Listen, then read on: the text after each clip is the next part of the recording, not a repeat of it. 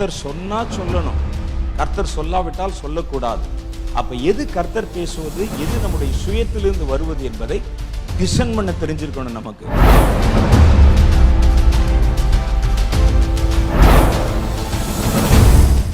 ஏன் இன்றைக்கு நம்ம சொன்னா நடக்க மாட்டேங்கிறான்னு தெரியுமா? நம்ம இடத்துல வெள்ளியும் இருக்குது, பொண்ணும் இருக்கிறது, அதனாலதான் அவன் நடக்கல. அவர் சொன்னார், வெள்ளியும் பொண்ணும் என்னிடத்துல இல்லாததுனாலதான் இயேசுவின் கிருபை என்னிடத்தில் தங்கி இருக்கிறது. ஒரு வரம் ஜெனுவினா இருக்கணும் அப்படின்னு சொன்னா, நீங்கள் வரத்தை வியாபாரமாக்கினால் கர்த்தர் உங்களிடத்துல பேச மாட்டார்.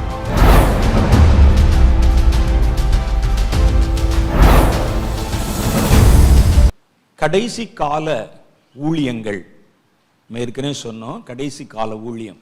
இன்னைக்கு கர்த்தர் நமக்கு ஒரு புது வாக்குத்தத்தத்தை கொடுத்திருக்கிறார். என்ன கொடுத்திருக்கிறார்னா, உங்களை நெருப்பு ஜுவாலையாய் மாற்றி விட்டால் இந்த நெருப்பை எவன் தொட்டாலும் அது அவனை சுட்டெரித்து விடும்.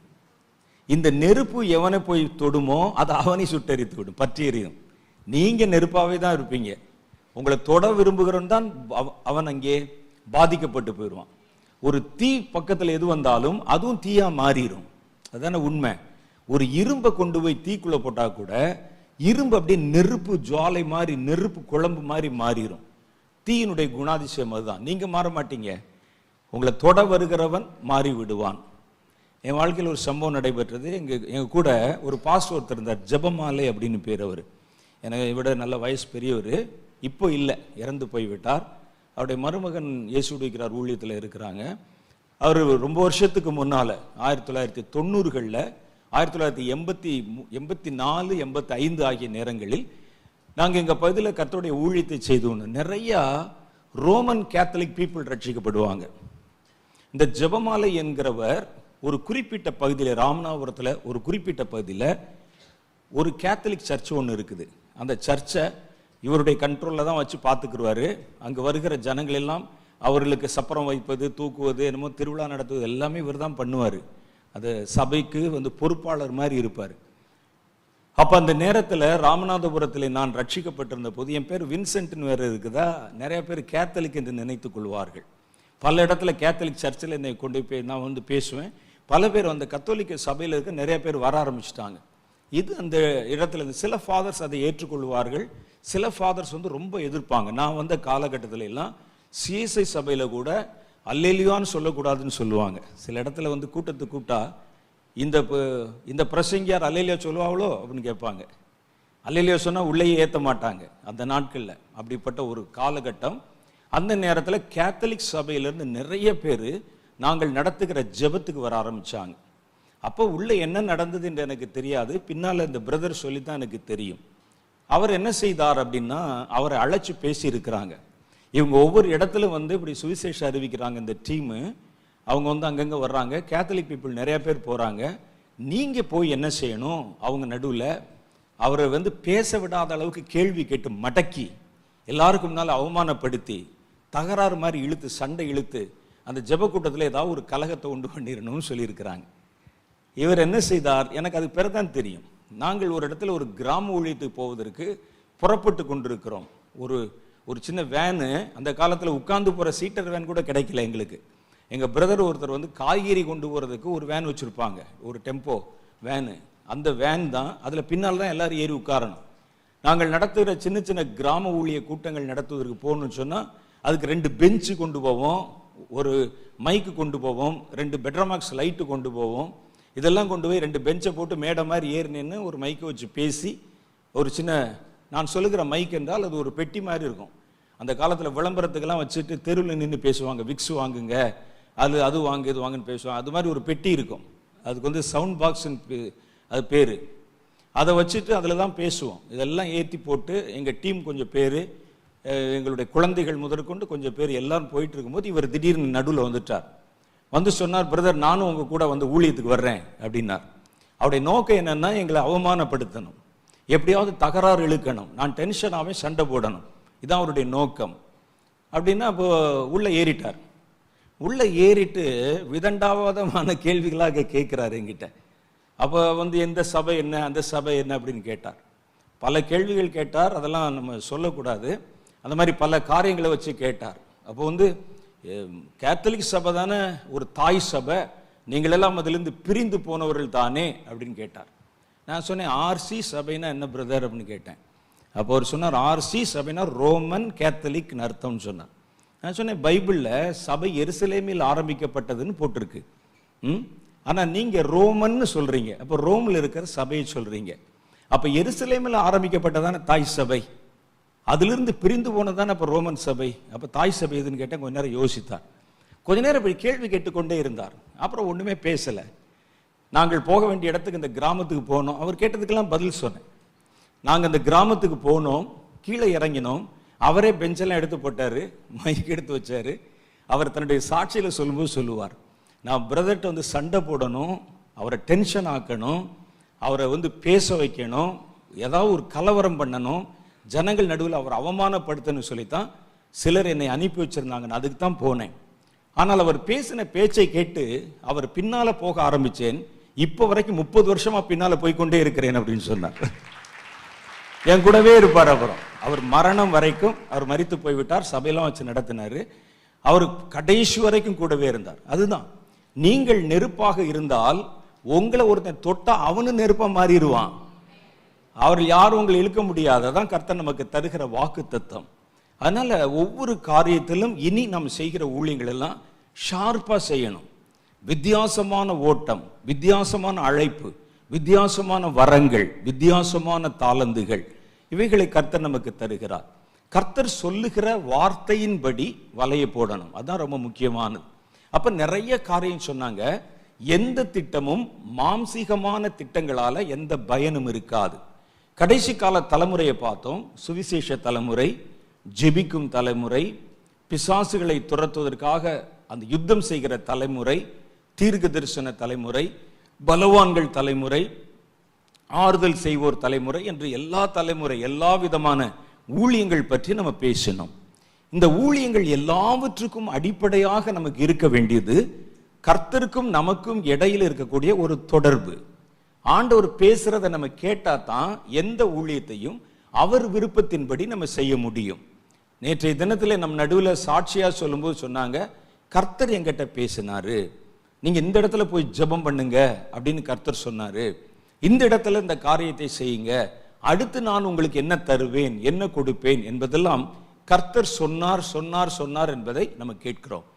சிலது உண்மையிலே கர்த்தர் சொல்றது இருக்குது, சில காரியங்கள் கர்த்தர் சொல்வதாக நாமே நினைத்துக் கொள்வதும் இருக்கிறது. நிறைய பேர் தங்களுடைய மன விருப்பத்தை கர்த்தர் தான் சொல்றாராக்கும் அப்படின்னு நினைச்சு அவங்க பேச ஆரம்பிச்சிருவாங்க. 3 விதமான சப்தங்கள் இருக்கிறது மனிதனுக்குள்ளே. ஒன்று நம்முடைய சுயத்திலிருந்து எழும்புகிற சப்தம், சுயம். அது என்ன செய்யும்னா அதுவா நினைச்சுக்கிறோம், இது கர்த்தர் பேசுறாரோ. வேதத்தில் அதுக்கு நல்ல ஒரு வார்த்தை போட்டிருக்கு, என் தீர்க்கதரிசிகள் தங்களுடைய ஆவியின் ஏவுதலை பின்பற்றி தங்கள் மனோராஜ்யத்திலே அவர்கள் நடமாடுகிறார்கள். மனோராஜ்யம். அப்ப நம்முடைய மனசுல நாமளா ஒரு காரியத்தை கற்பனை பண்ணி கொண்டு அந்த கற்பனையில் இப்படி ஆண்டவர் வந்த மாதிரி நின்ன மாதிரி நாம கற்பனை பண்ணிட்டு அவர் பேசினாரு அப்படிங்கிற மாதிரி நாமே பேசுவோம். இன்னும் ஆண்டவர் சொல்றாரு, சிலர் தங்களுடைய சொந்த ஆவியின் ஏவுதலை பின்பற்றுகிறவர்கள். அப்படி வசனம் போட்டிருக்கு. தீர்க்கதரிசிகளை கொஞ்சம் பேர் தங்களுடைய சுய ஆவியின் ஏவுதலை பின்பற்றுகிறவர்கள். மனுஷனுடைய ஆவிக்கு ஒரு தன்மை இருக்கிறது. எல்லா மனுஷனுடைய ஆவிக்கும் அது நல்லதுக்கும் பயன்படும், தீயதாகவும் மாறிடும். எல்லா மனிதனுக்கும் அவனுடைய ஸ்பிரிட்டில் ஒன்றை பார்த்து அப்படி இமிட்டேட் பண்ணுவாங்க. ஒருவரை பார்த்து யாராவது ஒரு நான் ரொம்ப பிடிச்சி போச்சுன்னா அதே மாதிரி இமிட்டேட் பண்ணுவாங்க. மோகனன் மாதிரி பேசுகிற 7-8 பேரை நான் பார்த்துருக்கிறேன் கூட்டத்தில். தினகரன் ஐயா மாதிரி பேசுகிற 70-700 பேருக்கு மேலே நான் பார்த்துருக்கிறேன். ஒரு முறை ஒரு ஊழியக்காரத்தில் ஏதோ போய் பேசிகிட்டு இருந்தோம் சும்மா சாப்பிடும்போது. ஏதோ நான் சொன்னேன், ஏதோ ஒரு நகைச்சுவையாக ஏதோ ஒன்று சொன்னேன். அவருக்கு கொஞ்சம் பார்த்து அப்படின்னு சிரித்தார். நான் புதுசாக ஆர்டிஃபிஷியலாக இருக்குது, இது சிரிக்கிற மாதிரி தெரியல, கேலிவன்ற மாதிரி இருக்குன்னு. கடைசியில் அப்புறம் சொன்னார், இவர் முழுக்க அப்படியே தினகரன் ஐயாவாகவே மாறிவிட்டார். சிரிச்சாக்கும் அப்படித்தான் பேசுவார், நடந்தாலும் அப்படித்தான் நடப்பார், யோசித்தாலும் அப்படித்தான், தண்ணி குடிச்சா கூட அப்படித்தான் குடிப்பார், கோட்டு கூட அதே மாதிரி கலரில் தான் போடுவார். பரவாயில்ல, நல்லதை பார்த்து பின்பற்றினா நல்லது தானே. அன்னை மாதிரி பேசுகிற நிறைய பேர் நான் பார்த்துருக்கிறேன். நம்முடைய ஸ்பிரிட் என்ன செய்யும்னு சொன்னால் இமிட்டேட் பண்ணும். ஒரு விதத்தில் நல்லது. நீங்கள் எதையும் நீங்கள் தாமாய் செய்யவில்லை, உங்கள் தகப்பனாரை பார்த்து, அம்மாவை பார்த்து, தாயை பார்த்து, அல்லது பக்கத்தில் யாரோ ஒருவரை பார்த்தா நீங்கள் நடக்கவே ஆரம்பிச்சிருப்பீங்க இல்லையா? நீங்களா நடந்தீங்களா? யாராவது ஒருவர் நம்ம ஆவி அப்படியே கவனிச்சுக்கிட்டே இருக்கும். அவங்க எப்படி நிற்கிறாங்க, எப்படி பேசுகிறாங்க, நம்முடைய மனம் அதை கவனித்து கொண்டே இருக்கும். அதே மாதிரி தான் இருக்கும். சிலர் பார்த்தீங்கன்னா அவங்க அம்மாவுடைய சாயல் அப்படியே இருக்கும். அவங்க பேசும்போது எப்படி பேசுவாங்களோ அதே மாதிரி பேசுவாங்க. சிலருக்கு என்னென்னா தங்களுடைய ஊர்கள் இருக்குல்ல, அதில் அங்கே இருக்கிறவங்க எப்படி பேசுகிறாங்களோ அதே மாதிரி இருப்பாங்க. திருநெல்வேலிக்காரங்க ஒரு மாதிரி பேசுவாங்க, கன்னியாகுமரியில் வேறு மாதிரி பேசுவாங்க, எங்கள் ஊரில் வேறு மாதிரி பேசுவாங்க, மதுரையில் ஒரு மாதிரி பேசுவாங்க, கோயம்புத்தூரில் வேறு மாதிரி பேசுவாங்க. அந்த ஊரில் எல்லாரும் ஒரே மாதிரி ஒன்று சொன்னாப்புல பேசுவாங்க. எப்படி? அப்போ அந்த ஊர்க்காரர்கள் பேசுவதை கேட்டு அந்த இடத்துல வளருவதனால நாம் அது மாதிரி பேசுகிறோம். சென்னைக்காரர்கள் ஏதோ ஒன்று பேசுவாங்க, யாருக்குமே புரியாது. ஆனால் அவர்களுக்கு அது புரியும், சிரிப்பாங்க, பேசிக்கிறவாங்க, சண்டை போட்டுக்கிறவாங்க, எல்லாம் செய்வாங்க. அவர்களுக்கு அதை மாற்ற முடியாது. அப்படின்னா என்ன அர்த்தம்? அவங்க பிறந்தப்பிலிருந்து என்ன மாதிரி கேட்குறாங்களோ அந்த ஸ்லாங். திருநெல்வேலி கார்போர்ட் 2 தலைமுறைக்கு முன்னால போய் ஹைதராபாத்தில் குடியேறினவங்களை கூட நான் பார்த்துருக்கிறேன். பார்த்தோன்னே நம்ம தெரிஞ்சிடும். உங்களுக்கு திருநெல்வேலியான்னு கேட்டால் ஆமாம். எப்படி கண்டுபிடிச்சிங்க அப்படிம்பாங்க. உங்கள் பேச்சை காட்டி கொடுத்துரும். மதுரைக்காரர்கள் பேசினா அது வேற மாதிரி இருக்கும். இதெல்லாம் நம்ம பார்த்துருக்கோம். தஞ்சாவூர்காரர்கள் பேசினால் அது வேற மாதிரி இருக்கும். இப்போ ஒவ்வொரு பேச்சும் ஒவ்வொரு மாதிரி எப்படி அமைகிறது யோசிச்சு பாருங்க. அந்த சமுதாயத்துக்கு அந்த பேச்சு வழக்கு எப்படி வருகிறது. அப்போ ஒருத்தர் பேசுறதை பார்த்து பார்த்து நம்ம இமிட்டேட் பண்றதுனால தானே அதே ஸ்லாங் வருகிறது நமக்கு. அதை பார்த்து நம்ம சுற்றி இருக்கிறவங்க எப்படி பேசுறாங்க. அப்ப இந்த இமிட்டேஷன் என்பது நமக்குள்ள இருக்கக்கூடிய இயல்பான ஒன்று. அது நல்லதையும் எடுத்துக்கொள்ளும், சில நேரத்தில் வேண்டாததையும் எடுத்துக்கொள்ளும். சிலர் பார்த்தீங்கன்னா மிமிக்ரி பண்ணுவாங்க. ஒரு ஆள் பேசுகிற மாதிரியே பேசுவாங்க, ஒரு ஆள் மாதிரியே அந்த ஆக்சென்ட், அவருடைய ஆக்ஷன்ஸ் எல்லாமே பண்ணுவாங்க. அதை அப்படியே அப்சர்வ் பண்ணிகிட்டே இருப்பாங்க. அப்சர்வ் பண்ணிட்டு எப்படி நிற்கிறாரு, எப்படி பேசுகிறாரு, எப்படி நடக்கிறாருன்னு சொல்லி இதை இமிட்டேட் பண்ணும். ஓகேயா? இப்போ ரைட். இப்போ என்ன செய்யுதுன்னா இது மனிதர்களை இமிட்டேட் பண்ணுகிறது. ஓகே. ரெண்டாவது இது என்ன செய்யும், உங்களுக்குள்ள ஒரு பரிசுத்த ஆவியானவரின் அபிஷேகம் வந்த உடனே அந்த பரிசுத்த ஆவியின் அபிஷேகம், பரிசுத்த ஆவியானவர் என்ன செய்கிறார், எப்படி பேசுகிறார் என்பதை இந்த ஸ்பிரிட் கவனிச்சுக்கிட்டே இருக்கும். ஒரு மனிதனுடைய ஆவிதான் ஒரு மனிதனுடைய சரீரத்தை இயக்குகிறது. அதுதானே உண்மை. ஒரு மனிதன் கண்ணு நல்லா இருக்கும், மூக்கு நல்லா இருக்கும், காது நல்லா இருக்கும், கை நல்லா இருக்கும், ஆவி மாத்திரம் இல்லாவிட்டால் எதுவுமே வேலை செய்யாது. அப்படித்தானே? செத்துட்டான், ஆவி இல்லை, ஸ்பிரிட் இல்லை, வெளியே போயிடுச்சு. அப்ப என்ன செய்யும்னா அந்த மனிதனுக்கு கண்ணை நீங்க எடுத்து பாருங்க, கண்ணில் நரம்பெல்லாம் இருக்கும், லென்ஸ் இருக்கும், ரெட்டினா இருக்கும், எல்லாம் விழி வெண்படலம் இருக்கும், கருவிழி இருக்கும், எல்லாம் இருக்கும், பார்க்காது. நாக்கு இருக்கும், அது வரைக்கும் வாய்களையே பேசினது. இந்த ஆவி போயிருச்சுன்னா பேசாம இருக்கும், பதிலே பேசாது, அப்படியே இருக்கும். ஆனால் நாக்கு நீங்க பார்த்தீங்கன்னா நாக்கில் எல்லாம் இருக்கும், ஹார்ட் இருக்கும், ஆனால் ஓடாது. அப்ப எல்லாவற்றையும் இயக்குவது ஆவி. இந்த ஆவி இருந்தால் தான் நம்முடைய சரீரம் இயங்குகிறது. சரீரத்தை இயக்குவது முழுசா தான். இப்போ கண்ணை திறக்கணுமா, காது கேட்கணுமா, பேசணுமா, எல்லாம் அந்த ஸ்பிரிட் தான் உள்ள இருந்து வேலை செய்ய வைக்கிறது. இது வரைக்கும் நம்முடைய சரீரத்தின் உறுப்புகளை அதனுடைய கண்ட்ரோல்ல பயன்படுத்தி கொண்டிருக்கிறது ஆவி. ஆவி போச்சுன்னா எந்த உறுப்பும் இயங்காது. இதுதான் அந்த கண்ட்ரோல்ல வைத்திருக்கு. இப்ப திடீர்னு ஒரு மனிதனுக்குள்ளே ஒரு ஸ்பிரிட் இருக்கு, ஆவி, ஆத்மா, சரீரம் சொல்றோம். இப்போ ஒரு மனிதனுக்குள்ள இன்னொரு ஸ்பிரிட் உள்ள வருது, பரிசுத்த ஆவியானவர். ஆவியானவர் வருகிறார், இவர் சும்மா இருக்க மாட்டேங்கிறார். இந்த ஆவி எடுத்து பயன்படுத்தின அதே உறுப்புகளை இவர் எடுத்து இப்ப பயன்படுத்துகிறார். ஏன் ஆவிதான் எல்லா நேரத்திலும் என் நாக்கை எடுத்து உபயோகப்படுத்தி பேச வைக்குது. இவர்கிட்ட இதை சொல்லு, அதை பேசு, கோவப்படு, எரிச்சல் படு, திட்டு, சந்தோஷப்படு, சிறு இந்த மாதிரி ஜோக் அடி, ஏதாவது சொல்லுவது முழுசும் என் ஆவி சொல்லுகிறது. இதுதான் எடுத்து பயன்படுத்தி வருகிறது. திடீர்னு இந்த பரிசுத்த ஆவியானவர் வந்த உடனே இப்போ ஒரே பாட்டில் அல்லது ஒரே வீட்டில் 2 பேர், ஒரே வண்டியில் 2 பேர், 2 டிரைவர். இப்போ பரிசுத்த ஆவியானவர் உள்ளே இறங்கி விட்டார். இறங்கி அவர் என்ன செய்கிறார், கொஞ்சம் தள்ளிக்கப்பா அப்படின்னு அவர் ஸ்டேரிங்கை பிடிச்சிறார்.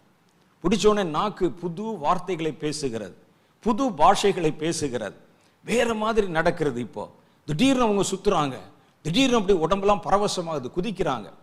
இதெல்லாம் நடக்குது. ஆவியானவர் இப்போ உங்க சரீரத்தை எடுத்து இயக்கி கொண்டிருக்கிறார். ஒரு தீர்க்க தரிசனம் உரைக்கிறேன் நான், எனக்கே தெரியும் வேற ஒருத்தர் பேசுற மாதிரி இருக்கும், எல்லாம் மாறிடும், சத்தம் மாறிடும், வார்த்தை மாறிடும், சொற்கோவைகள் மாறிடும், எல்லாம் மாறிடும், அந்நிய பாஷை பேசுறேன். இப்ப வேறொரு டிரைவர் இதை எடுத்து இயக்கும் போது முதல்ல ஓட்டி இருந்த டிரைவர் என்ன செய்வாரு, அவர் பக்கத்தில் உட்காந்து பார்த்துக்கிட்டே இருப்பார். இப்படி என்னடா நமக்கு விளங்கி விட்டது இப்போ ஆவியானவர் எடுத்து இயக்குகிறார் என்று. ஆனா இந்த ஸ்பிரிட் என்ன செய்யும்னா பக்கத்துல இருந்து இந்த ஆவியானவர் இதை எப்படி இயக்குகிறார்னு பார்க்கும். ஆவியானவர் எப்படி இயக்குகிறார் அது பார்க்கும். அப்ப இந்த மாதிரி புது பாஷைகள் வருகிறது, அப்படியே அதை அப்படியே பார்த்துக்கிட்டே இருக்கும். ஏன்னா நான் தான் ஏற்கனவே சொன்னேனே, நம்ம ஸ்பிரிட்டுக்கு ஒரு குணாதிசயம் இருக்கு, இமிட்டேட் பண்ணும். அது யாரும் இல்லாத நேரத்தில் அதே மாதிரி சொல்லி பார்க்கும். நீங்க சின்ன பிள்ளைல அப்படிலாம் பண்ணியிருப்பீங்க. ஒருத்தர் இல்லாத நேரத்தில் அதே மாதிரி நீங்க பேசி பார்ப்பீங்க. அப்பாவுடைய செருப்பு எடுத்து போட்டு நடந்து பார்ப்பீங்க. அப்பாவுடைய சட்டை எடுத்து நீல சட்டை எடுத்து போட்டு நடந்து பார்ப்பீங்க. யாராவது பேசுன மாதிரி நீங்களா வீட்டில் இருக்கும்போது அப்படி பேசி பார்ப்பீங்க.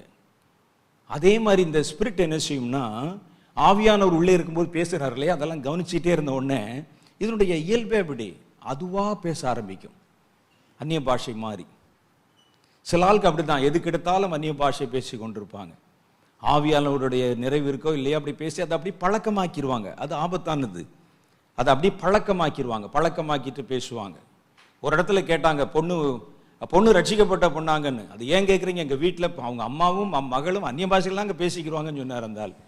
அந்த அளவுக்கு ரட்சிக்கப்பட்டிருக்காங்களாம்.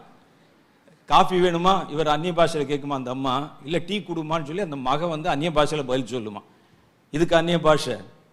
அது எப்படின்னா இந்த மாதிரி ஒவ்வொரு காரியத்திலும் தாங்களாகவே அதை இமிட்டேட் பண்ணுவாங்க. தீர்க்க தரிசனம் பரிசுத்த ஆவியானவர் வந்து வெளிப்படுத்துகிறார். அப்ப நான் பேசிக்கொண்டிருக்கிறேன், என் ஸ்பிரிட் அதை கவனிச்சுக்கிட்டே இருக்கும். என்ன நடக்குது, எப்படிலாம் பேசுறாரு, அப்படி பார்த்துக்கிட்டே இருக்கும். சப்போஸ் ஒரு நேரத்தில் ஆவியானவர் ஒன்றும் சொல்ல விரும்பாவிட்டால் கூட இது என்ன செய்யும், பரவாயில்ல நம்ம ட்ரை பண்ணி பார்ப்போமே அப்படின்னு அதான் எடுக்க ஆரம்பிச்சிடும். அதான் ஆபத்து, அதான் மனோராஜ்யம். ஆவியானவர் இல்லாம மாம்சத்துல சொந்த ஆவியின் ஏவுதலை பின்பற்றுகிற தீர்க்கதரிசிகள் அப்படின்னு போட்டிருக்கு.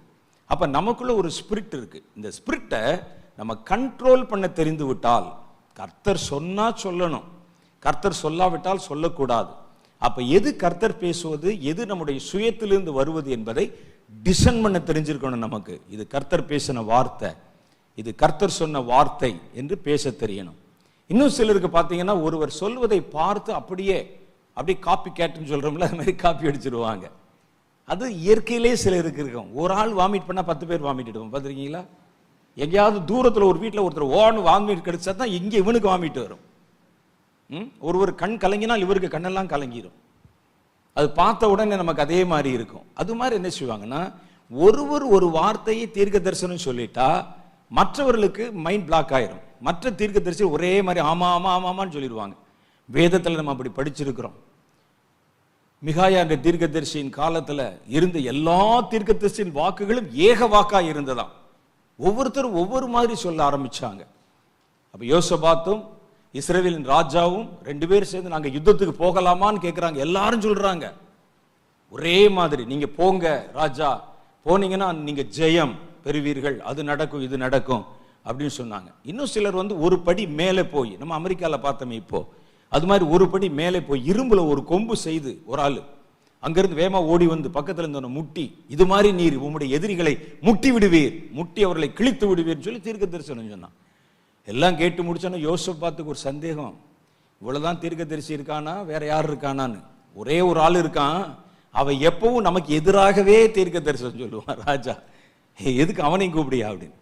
அவரை கூப்பிட்ட உடனே அவர் சொல்றாரு மந்தை மேய்ப்பன் வெட்டப்படுவதும் மந்தை சிதறடிக்கப்படுவதும் பார்த்தேன், போனீன்னா நீ உயிரோட வர மாட்டேன்னு சொல்ற. உடனே எல்லா தீர்க்கதரிசிகளும் கோபம் வந்து விட்டது. அவனை ஓடி வந்து அடிக்கிறாங்க. எப்படி உனக்கு தெரியும், யார் உனக்கு வந்து சொன்னது, ஒரு ஆவி வந்து உனக்கு சொன்னது, அந்த ஆவி எங்க இருந்து வந்தது அப்படின்னு கேட்கிறான். உடனே இந்த தீர்க்கதரிசி சொல்லுகிறார், இவர்கள் வெட்டுண்டு போகும்போது நீ உன்னை ஒழித்துக் கொள்ள உள்ளறையில ஓடி போய் ஒளிவ பாரு, அப்ப தெரியும் அப்படின்னு சொல்றாரு. அந்த மாதிரி சிலர் ஏக வாக்காய் ஒருவர் சொல்லிவிட்டார், அப்ப சரியாத்தான் இருக்கும்னு இவங்களா வந்து அதை சேர்த்து வந்து பிசைஞ்சு அதுல 2 தரிசனத்தை சேர்த்து சொல்லுவதெல்லாம் இருக்கிறது நிறைய. நாம் அதில் எதற்கும் இடம் கொடுக்கவே கூடாது. எதுக்கும் நம்ம மனசுல இடம் கொடுக்க கூடாது. அவர் சொல்லிட்டாரே இவர் சொல்லிட்டாரே அப்படின்னு சொல்லி இடம் கொடுக்க கூடாது. கர்த்தர் உங்களிடத்தில் பேசுவதை மாத்திரம் தெளிவாக நம்ம புரிந்து கொள்ளணும். தீர்க்க தரிசனம் உரைக்கும் போது, கர்த்தர் பேசுகிற வார்த்தைகளை கேட்கும் போது மைண்ட் பிளாக்னு சொல்லுவாங்க. மைண்ட் பிளாக், அந்த மைண்ட் பிளாக் வந்து உங்களுக்குள்ள வரவே கூடாது. மைண்ட் பிளாக்னால் என்ன அப்படின்னா, நான் இப்போ வந்து ஒரு இடத்துல வர்றேன், ஒருத்தர் வரும்போதே ஒருத்தர் பக்கத்தில் இருக்கும்போதே அந்த பிரச்சனையெல்லாம் சொல்லுவார். நீங்கள் போறீங்களே அந்த வீடு, அவங்க வந்து சும்மாலாம் அந்த பிரச்சனை வரல, இவன் என்னென்ன செஞ்சான் தெரியுமா, வில்லன் ஐயா அந்த ஆள் சும்மாவா இன்னைக்கு சோமில்லாமல் இருக்கான் அப்படின்னு சொல்லி நம்ம மனசில் நிறைய விஷயத்தை போட்டுருவாங்க. நான் போய் அவருக்கு சொல்லும்போது கர்த்தர் ஏதாவது ஒரு வார்த்தை சொன்னால் என் மைண்ட் வந்து பிளாக் ஆகும் அந்த இடத்துல. இல்லை இவன் வந்து வில்லனாச்சே, என் மனசில் அவன் வந்தாலும் வில்லன்னு பதிஞ்சிரும். இன்னைக்கு கட்டில் கடையாக படுத்துருக்கிறான், மூக்கில் எல்லாம் டியூப் வச்சுருக்கிறாங்க, யாராவது உதவி செய்யுங்க, ஆண்டவர் இடத்துல எனக்கு ஜெபம் பண்ணுங்கன்னு கதறான் அந்த ஆள். நான் போகும்போதே எனக்கு ஒரு 4 பேர் தகவல் சொல்லிடுவான் உள்ள, இவன் பொல்லாத ஆள், இவன் செய்யாத பாவம் கிடையாது அப்படி இப்படின்னு சொன்னோடனே கர்த்தர் அங்கே பேசினாலும் என் மைண்டில் ஒரு பிளாக் வரும். நான் பொதுவாக அதனால தான் யார்கிட்டையும் எதையுமே கேட்க மாட்டேன். என்ன நடக்குது, என்ன வருது போகுது, கர்த்தர் என்ன சொல்றாரோ அதை சொல்லணும். அது நடக்குமா நடக்காத எனக்கு தெரியாது, அது கர்த்தர் சொன்னார், அது அவர் பாடு. அப்ப சூழ்நிலையை பார்த்தீங்கன்னா சம்டைம்ஸ் வந்து பிளாக் ஆகும், மைண்ட் பிளாக் ஆகும். ஸ்ரீலங்காவுக்கு போயிருக்கிறோம், பெரிய கூட்டம். ஸ்ரீலங்காவில் ஒரு பெரிய கூட்டம், அங்கே மீட்டிங் நடக்குது, எல்லா சபைகளும் ஒன்றா சேர்ந்து ஸ்ரீலங்காவில் நடக்கிற வார் அது வந்து முடிவுக்கு வரணும், உச்சகட்டத்தில் நடந்துகிட்டு இருக்கு. அதுக்கு ஒரு கூட்டம் வச்சாங்க. அப்போ என்னை இங்கிருந்து இயேசுவிக்கிறார் சார்பில் நீங்கள் போயிட்டு வாங்க பிரதர்னு அன்னை அனுப்பி வச்சுருந்தாங்க. அங்கே நான் போனால் பெரிய எல்லா சபைகளும், கேத்தலிக் சபைகள் முதற்கொண்டு மெத்தடிஸ்ட் சபையிலிருந்து எல்லா சபையும் பெரிய இடத்துல ஒரு ஆடிட்டோரியம், அந்த ஆடிட்டோரியத்தில் அந்த மீட்டிங் நடத்துகிறாங்க. அப்போ எனக்கு ஒரு டைம் கொடுக்கப்பட்ட, ஒவ்வொருவருக்கும் 1.5 மணி நேரம் ஒவ்வொரு சபைக்கும். அவங்க என்ன செஞ்சாங்கன்னா கல்ச்சுரல் ப்ரோக்ராம் நடத்திட்டு இருக்கிறாங்க. இந்த சபை இப்பொழுது வந்து நடத்தும் சொன்னோன்னே ஒரு டான்ஸு, அப்புறம் பிள்ளைகள் வந்து அப்புறம் ரெக்கார்ட் போட்டு ஒரு பாட்டு, அப்புறம் ஒரு சின்ன ஜெபம், ஒரு பாஸ்ட் வந்து ஒரு இப்படி நடத்துகிறாங்க. என்னடா புதுசாக இருக்குதுன்னு. அப்புறம் என்னுடைய டைம் வந்தது, நிறைய ஜனங்கள் உட்கார்ந்துருக்காங்க, எல்லா சபையை சேர்ந்த ஜனங்கள், ஆயிரக்கணக்கான பேர் உட்கார்ந்துருக்கிறாங்க. அப்போ நான் சொன்னேன், இந்த வார் நின்று போயிடும் சீக்கிரமே, எதிர்பாராத ஒரு சம்பவம் நடந்து கர்த்தர் இந்த வாரம் வந்து நிறுத்த போறார். ஆனால் வாரம் நிறுத்தப்படுவதற்கு எந்த வாய்ப்புமே கிடையாது. அப்படி சொல்லிட்டு நான் இறங்கினேன். அப்புறம் கீழே அங்கே இருந்த ஒரு போலீஸ் அதிகாரி ஒருவரும் இன்னொரு நண்பர் ஒருவரும் வந்து சொன்னாங்க, பிரதர் இவ்வளோ பெரிய கூட்டத்தில் நீங்கள் பாட்டுக்கு ஓங்கி சொல்கிறீங்களே, சீக்கிரமே இது நின்று போயிருன்னு சொல்கிறீங்களே, உங்களுக்கு பயமா இல்லையான்னு கேட்டார். எனக்கு என்னையா பயம், கர்த்தர் சொன்ன நான் சொன்னேன், இல்லை போர் நிற்கிறதுக்கு வாய்ப்பே இல்லை இப்போதைக்கு, எப்படி நிற்கும் அப்படின்னு கேட்டார். எனக்கு தெரியாது, அது ஏன் வேலையா, கர்த்தர் எனக்கு சொன்னது நான் அவங்க சொல்லிட்டேன் அப்படி. அதற்கு பிறகு சில நாட்கள் கழித்து நாங்கள் எல்லாம் ஒரு டீம் அங்கே கடந்து போயிருக்கிறோம். மோகனன் வந்து ஒரு பெரிய மீட்டிங் வைத்து அங்கே இலங்கை இராணுவத்தினுடைய அட்டூழியம் அதிகமாய் பெருகி கொண்டு வருகிற, லட்சக்கணக்கான தமிழர்கள் கொல்லப்படுகிறார்கள், இதுக்கு என்னதான் முடிவு தெரியல. அப்பாவி ஜனங்களை பணைய கைதிகளாக வைத்து 2 தரப்பினும் மோதி கொள்ளுகிறார்கள்.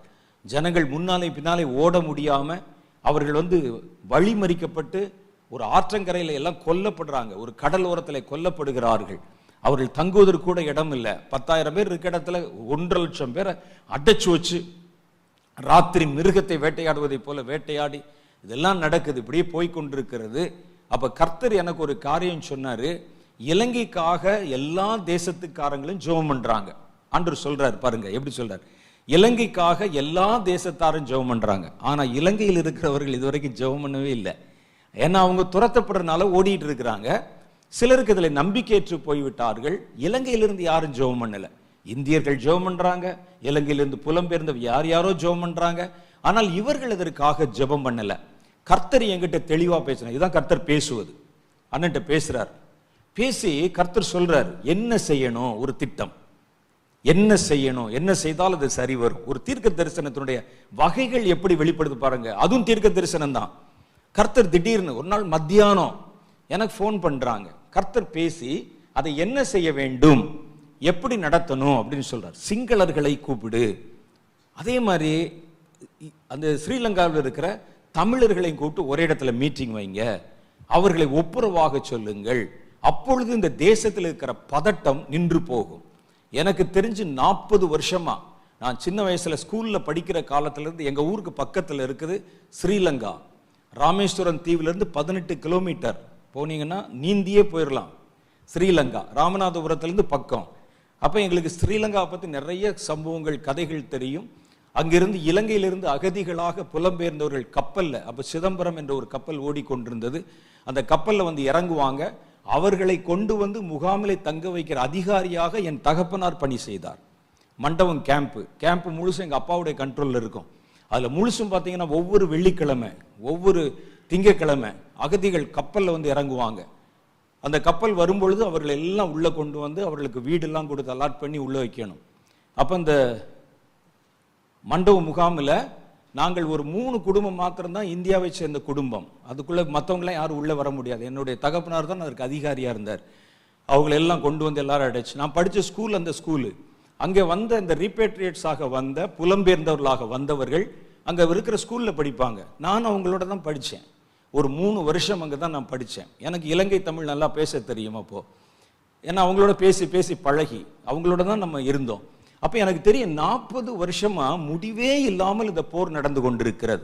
கையிழந்தவர்கள், கால் இழந்தவர்கள், குடும்பத்தை இழக்க கொடுத்தவர்கள், இப்படி எல்லாம் நிறைய ஒவ்வொரு வாரமும் புதுசாக அகதிகள் வந்து கொண்டிருப்பார்கள். அங்கே அதை பார்த்துருக்கிறேன். இதெல்லாம் சீக்கிரமாக இப்போதைக்கு நிறுத்தப்பட போகிற ஒரு பிரச்சனை இல்லை.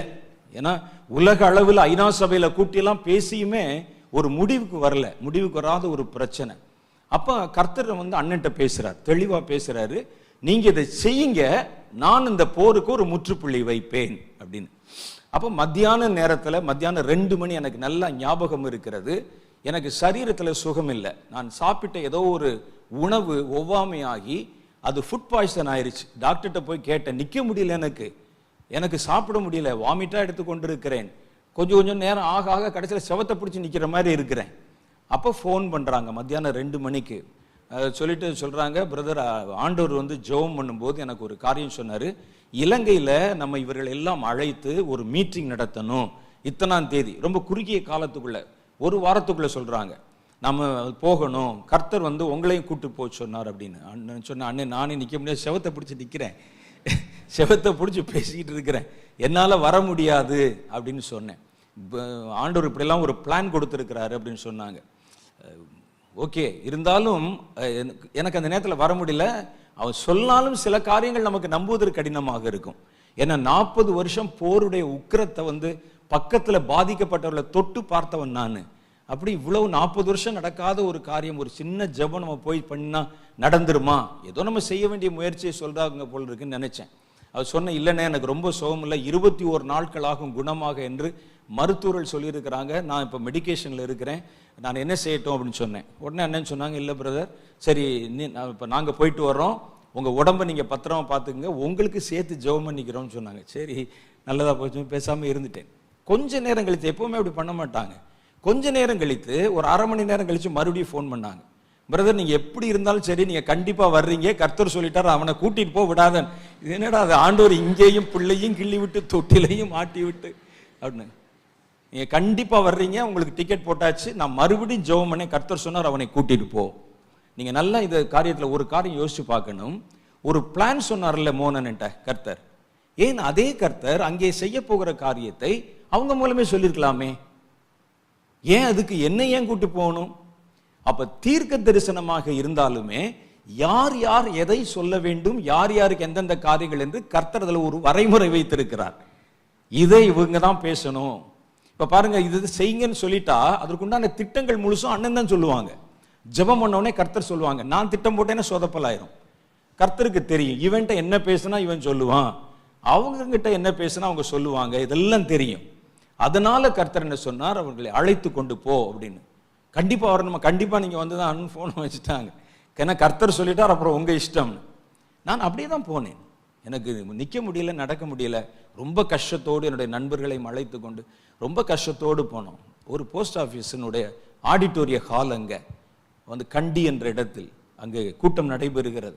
கூட்டம் நடைபெற்ற போது எனக்கு தான் முடியலையே, எனக்கு சாப்பிடவே முடியாது, ஒன்றுமே சாப்பிட முடியாது, வெறும் நீராகாரம் தான் குடித்து கொண்டிருக்கிறேன். போய் உட்காருவேன், கொஞ்சம் நேரம் பேசுவேன், அப்புறம் மீதி நேரமெல்லாம் அண்ணன் எடுத்துக்கொள்வார்கள். கூட்டம் 3வது நாள் முடிய போகிறது. அப்போ கர்த்தர் வந்து ஒரு பிளான் கொடுத்தார், அந்த பிளானை அப்படியே செய்கிறாங்க. அப்போ இந்த பக்கத்தில் வந்து சிங்களர்கள், இந்த பக்கம் தமிழர்கள் ஒரே இடத்துல உட்கார வச்சிருக்கிறாங்க.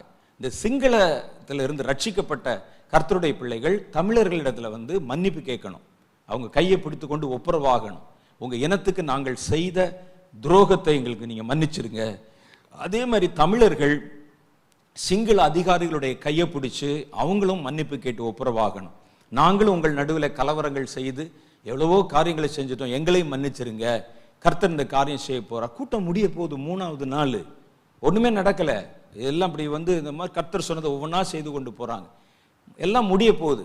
கடைசி நேரத்தில் அண்ணன் சொன்னாங்க, பிரதர் கடைசியா ஜெபம் பண்ணி முடிப்பாங்க அப்படின்னு. ஏன்னா நான் தான் நிக்க முடியல சரியா, கடைசியில் முடிப்பாங்க அப்படின்னு. என்னுடைய சக்திக்கு மேல எனக்கு நிச்சயமா எனக்கு தெரியும், அதை நான் பேசல, அது இப்போ கூட நமக்கு ரெக்கார்ட்ல இருக்குது. நான் அங்க நிற்கிறேன், கடைசி ஜெபம் தான் முடிக்கணும், கர்த்தர் பேச ஆரம்பிக்கிறார். இயற்கைக்கு மேற்பட்ட, இது ஏன் சத்தமே இல்லைன்னு எனக்கு தெரியுது, பயங்கரமா ஆண்டவர் பேசுகிற ஒவ்வொரு காரியத்தை என்ன நடக்க போகிறது. இந்த தேசத்துல நான் இந்த யுத்தத்தை சீக்கிரமே முடிவுக்கு கொண்டு வருவேன். போர் திடீர்னு நிறுத்தப்படும். இந்த போர்ல என்னென்ன நடக்கும், கர்த்தர் எல்லா காரியத்தையும் தெளிவா சொல்ல எனக்கு தெரியுது. அப்படியே பார்க்கிறேன், எல்லாம் சொல்லி ஒவ்வொரு காரியம் கர்த்தர் என்னென்ன செய்ய போகிறார் சொன்னோம். நீங்க நம்ப மாட்டீங்க, 40வது நாள் போர் நின்று விட்டது. சரியா 40 வருஷம் நடந்த போர் 40வது நாள் நின்று விட்டது. அதுதான் கர்த்தருடைய வார்த்தையின்படி ஊழியம் செய்வது. கர்த்தருடைய வார்த்தையின்படி இதுவரைக்கும் எவ்வளவோ செஞ்சிருக்கிறோம். இந்த எழுப்புதல்ல கூட ஏன் நம்ம இவ்வளவு காத்திருக்கிறோம் அப்படின்னா, ஒவ்வொன்றும் கர்த்தர் சொல்லணும், ஒவ்வொரு பிளானும் கர்த்தர். அப்ப காத்திருந்தவர்கள் ஜெபித்த போது என்ன செய்யணும், எங்க போய் டச் பண்ணணும், எப்படி ஜெபம் பண்ணணும். நான் சாட்சி, 40வது நாள் கரெக்டா 40வது நாள் நாங்க இங்க இருக்கிறோம். 40வது நாள் சுடப்பட்டார்கள், போர் நிறுத்தப்பட்டது. அங்க இது வரைக்கும் ஜனங்களுக்கு நடுவில் இந்த பதட்டம் தணிந்தது. 40வது நாள் போர் நின்று விட்டது. அதுல என்னென்ன நடந்ததோ அது அப்படியே கர்த்தர் சொன்ன காரியங்கள் அப்படியே நடைபெற்றது. இதுதான் கர்த்தருடைய தீர்க்க தரிசனத்தின் உதவியோடு நம்ம தேவனுடைய ஊழியத்தை நிறைவேற்றுவது. அதுல நீங்க பார்க்கணும், எதை யார் சொல்ல வேண்டும், எதை யார் செய்ய வேண்டும் என்பதுமே கர்த்தர் தான் தீர்மானிக்கிறார். அதுல எல்லாம் தீர்க்க தரிசனம் தான். ஏசாயா சொன்ன தீர்க்க தரிசனத்துக்கும் எசேக்கியேல் சொல்லுகிற தீர்க்க தரிசனத்துக்கும் வித்தியாசம் இருக்கிறது. எரேமியா சொல்லுகிற தீர்க்க தரிசனத்துக்கு வித்தியாசம் இருக்கிறது. ஒன்று ஜெபம் சார்ந்தது, ஒன்று வாக்குத்தத்தங்கள் சார்ந்தது, ஒன்று அனுபவங்கள் சார்ந்தது. ஒவ்வொரு தீர்க்கதரிசிக்கும் ஒரு ஸ்பெஷாலிட்டி இருக்கிறது. அப்ப ராஜ்யங்களை குறித்தும் தேசங்களை குறித்தும் நீ போ சொல்லு, அப்ப கர்த்தர் அங்க அனுப்புகிறார். அதற்குண்டான செயல் திட்டங்கள் அதை கர்த்தர் சொல்லி அனுப்புகிறார். அப்ப இதனால இது பெருசு அது பெருசு என்றல்ல, எல்லாமே நமக்கு தேவைப்படுகிறது. பேசுகிறவர் கர்த்தர் தான். நான் சொன்னேன், அந்த ஃப்ரீக்வன்சி தான் வித்தியாசப்படுகிறது. ஃப்ரீக்வன்சி நமக்குள்ள கர்த்தர் கொடுத்திருக்கிற அபிஷேகத்தினுடைய ஃப்ரீக்வன்சி. தேவன் பேசின வார்த்தைகள் இந்த இடத்துல முழுவதும் ரேடியோ அலைகள் நிறைந்திருந்தாலும் நம்முடைய ஃப்ரீக்வன்சிக்கு ஏற்றபடி அந்தந்த அலைகளை இது தொடுவதை போல நம்முடைய அபிஷேகம் அந்தந்த இடத்தை தொடுகிறது, அந்தந்த ரகசியத்தை அது பெற்றுக்கொள்ளுகிறது, அந்தந்த காரியங்களை அது அடைந்து கொள்ளுகிறது. அதுதான் சொல்லுவது. அப்ப இப்படித்தான் கர்த்தர் பேசுகிற வார்த்தைகளை கேட்டு அந்த தீர்க்க தரிசன வார்த்தைகளின் அடிப்படையில் ஒரு ஊழியம் நிறைவேற்றப்படணும். கர்த்தர் எல்லாரிடத்திலும் பேசுவாரு, பேசணும். கர்த்தர் பேசாவிட்டால் நீங்கள் காத்திருக்கணும், அவசரப்படக்கூடாது. நம்மளை கூப்பிட்டுட்டாங்களே, நம்மளை சொல்லிட்டாங்களே, நம்ம செஞ்சே தீரணுமே, நீங்க உங்க மனப்பதட்டத்தில் எதையும் செய்து விடக்கூடாது. அப்படி செய்ய ஆரம்பிக்கும் போது என்ன வரும் அப்படின்னு கேட்டா, மாம்சம் உள்ளே எட்டி பார்க்க ஆரம்பித்து விடும். அந்த மாம்சத்தை யாராவது தூண்டி விட்டுட்டான் அப்படின்னு சொன்னா ரொம்ப கஷ்டமாய் மாறிவிடும். நீங்க உதாரணமா பார்க்கணும், அவர்களுக்கு ஒரு ஆபீஸ் இருக்கு, அவர்களுக்கு ஒரு வேலை இருக்கிறது. நான் இப்ப ஏற்கனவே சொன்னேன், ரெண்டுமே தீர்க்க தரிசனம் தான். அண்ணன் என்னை கூப்பிட்டதும் கர்த்தர் எனக்கு சொல்லல, நாளைக்கு போன் பண்ணுவாங்க, நீ தயாராயிரு, பெட்டியெல்லாம் எடுத்து வச்சுக்கோ, சொன்ன உடனே போகணும்னு சொல்லி கர்த்தர் என்கிட்ட ஒன்றும் சொல்லல. அண்ணன்ட்ட ஆண்டவர் பேசினாங்க, அதுவும் தீர்க்க தரிசனம் தான். அது ஒரு வகை. என்னை அனுப்பி கர்த்தர் அந்த தேசத்துக்கு ஒரு வார்த்தை பேச வைத்தார், அதுவும் தீர்க்க தரிசனம் தான். அந்த தேசத்துல அந்த வார்த்தைகள் வருவதற்கு முன்னால என்னென்ன செய்யணும்னு ஒரு திட்டம் கொடுத்தார், அதுவும் தீர்க்க தரிசனம் தான். பிளான் ஆண்டவர் சொல்றார், எப்படி அவங்களெல்லாம் எப்படி கூட்டணும், எங்க நடத்தணும், கண்டி என்ற இடத்தில் நடத்தணும்னு கர்த்தர் சொன்னார். அங்கே எங்களுக்கு தெரியாது, அதோட மேப் தெரியாது, ஜியோகிராஃபி தெரியாது, ஒன்றும் தெரியாது. கண்டி என்ற ஊர், அங்க அந்த புத்தருடைய பல்லு இருக்குது, அவருடைய ஆலயம் இருக்குன்னு சொல்லுவாங்க. அது அந்த புத்த மதத்தை சேர்ந்தவங்களுக்கு ஒரு புனித ஊர். ஆனா அங்க போய் பார்த்த பிறகுதான் தெரியுது, கண்டி என்பது இலங்கையினுடைய மையத்தில் இருக்குது, சென்டர். அங்க நடத்தணும் கர்த்தர் சொன்னார். மற்றவங்க சொன்னாங்க, இல்லையே நம்ம யாழ்ப்பாணத்தில் நடத்திடுவோமா, கொழும்புல நடத்திடுமா பக்கத்துல, ஏன்னா அதுக்கு ஒரு 4 பேர் இருப்பான்ல, அது நமக்கு ரொம்ப ஈஸியா இருக்கும், நம்ம நடத்திடலாம் அப்படின்னு அங்க இருக்கவங்க கேட்டாங்க. அண்ணன் சொல்லிட்டாங்க, இல்ல கண்டி ரொம்ப கடினமான இடமாச்சு, சிங்களர்கள் தான் நிறைய இருப்பாங்க, புத்த மதத்தை சேர்ந்தவங்க இருப்பாங்க, நம்ம கூட்டம் போடுறதுக்கெல்லாம் இடம் கொடுக்க மாட்டாங்க. கர்த்தர் சொல்லிட்டார், ஐயா அது கண்டிதான், கண்டியில தான் நடத்தணும். அப்ப இதுவும் தீர்க்க தரிசனம் தான். அங்க போய் நின்ற போது அந்த தேசத்துக்கு சொல்ல வேண்டிய வார்த்தைகளை கர்த்தர் என் மூலம் சொல்லும்போது அதுவும் தீர்க்க தரிசனம் தான். ஆனா பாருங்க, கர்த்தர் வெவ்வேறு மனிதர்களை வெவ்வேறு வார்த்தைகளுக்கு பயன்படுத்துகிறார் வெவ்வேறு இடத்துல. அதான் நான் சொல்றேன், நான் செய்வதை மோகனனை செய்ய முடியாது, மோகனனை செய்வதை என்னால செய்ய முடியாது. அவங்களுக்கு இவ்வளவு பெரிய திட்டங்கள் கொடுக்குறாங்களே, ஏன் கர்த்தர் எனக்கு சொல்லக்கூடாது? எனக்கு செய்ய தெரியாது, செய்ய முடியாது. அது அவர்களுடைய அபிஷேகம். அப்ப அதை நம்ம புரிஞ்சுக்கிறணும். இப்ப ஒன்று நினைக்கிறார்கள் என்று வைத்துக் கொள்ளுவோம். இதுல எங்கே தவறு வருகிறது அப்படின்னு பார்த்தா, இப்ப கர்த்தர் பேசி விட்டார். இது ஒரு சின்ன உதாரணம் சொல்றேன். நாங்க அப்படி செய்வதில்லை, எங்களுக்குள்ள எந்த ஈகோவும் கிடையாது. ஆனால் ஒருவேளை இப்படி நினைக்கிறாங்கன்னு வச்சுக்கோங்க. நம்ம ஃபோன் பண்ணி கேட்டோம், அந்த அவர் வரமாட்டேன்னு சொல்லிட்டாரு, வரல, எனக்கு சோகம் இல்லைன்னே அப்படின்னு சொல்லிட்டாரு. கர்த்தர் தான் இவ்வளவு பேசின கர்த்தர் மிச்சத்தையும் பேசிட மாட்டாரா, நம்மளே போயிடலாம் அப்படின்னு போனால் அந்த இடத்துல தப்பா போய்விடும். எதை யார் செய்ய வேண்டும் என்று கர்த்தருக்கு தெரியாமல அவனை கூப்பிடுன்னு சொன்னார் அவங்க. அப்ப கர்த்தர் எதை யார் செய்ய வேண்டும் என்று வைத்திருக்கிறாரோ அதை அவர் செய்ய வேண்டும்.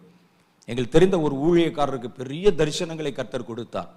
அதுல யார் யார் என்னென்ன வேலை செய்யணும் கொடுத்தார். அவர் பார்த்தாரு, இது எதுக்கு இதை 3 பேரோட பங்கு போட்டு செய்யறதுக்கு, எல்லாவற்றையுமே நாமே செய்து விடலாம் என்று நினைத்தார். கடைசியில் ஊழியமே ஒண்ணும் இல்லாமல் அழிந்து நாசமாகி விட்டது. நமக்கு கர்த்தர் என்ன வேலை கொடுத்தாரோ அதை நம்ம செய்யணும். அப்ப எல்லாமே தீர்க்க தரிசனம் தான், ஆனால் அதுல வித்தியாசம் இருக்கிறது. எல்லாமே வெளிப்பாடு தான், வித்தியாசம் இருக்கிறது. கர்த்தர் எதை யார் மூலம் எங்கே பேசணும் அப்படிங்கிறது. ஏனென்றால் ஒவ்வொருவரும் கொடுத்த அபிஷேகத்தினுடைய ஃப்ரீக்வன்சி இருக்கு பாருங்க, அது வித்தியாசமானது. அது அவ்வளவு தூரம் தான் தொட்டும், இது இதைத்தான் தொடும், இதைத்தான் எட்டும். கர்த்தர் அப்படி வச்சிருக்கிறார். அதனால்தான் கர்த்தர் அதை அனுப்பி இந்த காரியங்களை நிறைவேற்ற வைத்தார். அந்த நேரத்தில் நீங்கள் அதை சப்ஸ்டியூட் பண்ணுவதற்காக நீங்கள் அதுவாக மாற முயற்சித்து இமிட்டேட் பண்ணீங்கன்னா கள்ள தீர்க்க தரிசனங்கள் பிறந்து விடும். கள்ள தீர்க்க தரிசனம் அதனால்தான் வருது. வரல, சரி பரவாயில்ல, நம்ம பேசிடுவோம், நமக்கு தெரியாத தீர்க்க தரிசனமா அப்படின்னு. சிலர் என்கிட்ட கேட்பாங்க, என்கிட்ட இது என்ன அண்ணன்ட்ட கேட்க வேண்டிய கேள்வி என்கிட்ட கேட்பாங்க. நான் சொல்லி இது என் டிபார்ட்மெண்ட் இல்லை, நீங்க நேரா 4 மாடி போங்க, அண்ணனை பார்க்க முடியல, அதுக்காக நான் சொல்லணுமா? பார்க்கிற அளவுக்கு இருந்து கேட்டு வாயான்னு சொல்லுவேன். நான் இதுவரைக்கும் எனக்கு கர்த்தர் கொடுத்த வேலை தவிர வேற எக்ஸஸ் எதுவும் இருந்தாலும் செய்யவே மாட்டேன். நீங்க வேணா கேட்டு பாருங்க, நிறைய பேர் ஃபோன் பண்ணுவாங்க. ஒருத்தர் என்கிட்ட ஃபோன் பண்ணார். மோகனன் பிரசங்கத்தில் சொன்னாங்க, அன்னைக்கு அந்த மீட்டிங்கில் பேசும்போது 2ஆம் வருகை குறித்து, கர்த்தருடைய வருகை குறித்து பேசுன்னு கர்த்தர் சொன்னார். நான் பேசுகிறேன், என்னை விட பிரதருக்கு தான் ரொம்ப தெரியும், அவர்கிட்ட கேட்டால் இன்னும் ரொம்ப டீப்பாக சொல்லுவார்னு சொன்னோன்னே ஒரு ஆள் எனக்கு ஃபோன் அடிச்சிட்டான். நேராக ஒரு பெரிய பாஸ்டர் அங்கே ஃபோன் அடிச்சிட்டார். நேற்று கேட்டேன், அண்ணே அங்கே இந்த மாதிரி சொன்னாங்க, என்னை விட அவருக்கு ரொம்ப தெரியும்னு சொன்னாங்க. அண்ணன் ஒரு கனம் பண்ணுவதற்காக சொல்கிறாங்க, யாருக்கும் எல்லாம் தெரியாது. உடனே அவர் எனக்கு ஃபோன் பண்ணிட்டாரு. அதனால தான் நான் நினைச்சேன், டிவியில் உட்காந்து பார்க்குற விட உங்கள்கிட்டே நேரடியாக கேட்டுடலாமே அப்படின்னு நினைச்சேன். இவருக்கு என்ன பதில் சொல்வது? நான் சொன்னேன், ஐயா எனக்கு தெரியும், ஆனால் அவருக்கு தான் சொல்ல தெரியும்னு சொன்னேன்.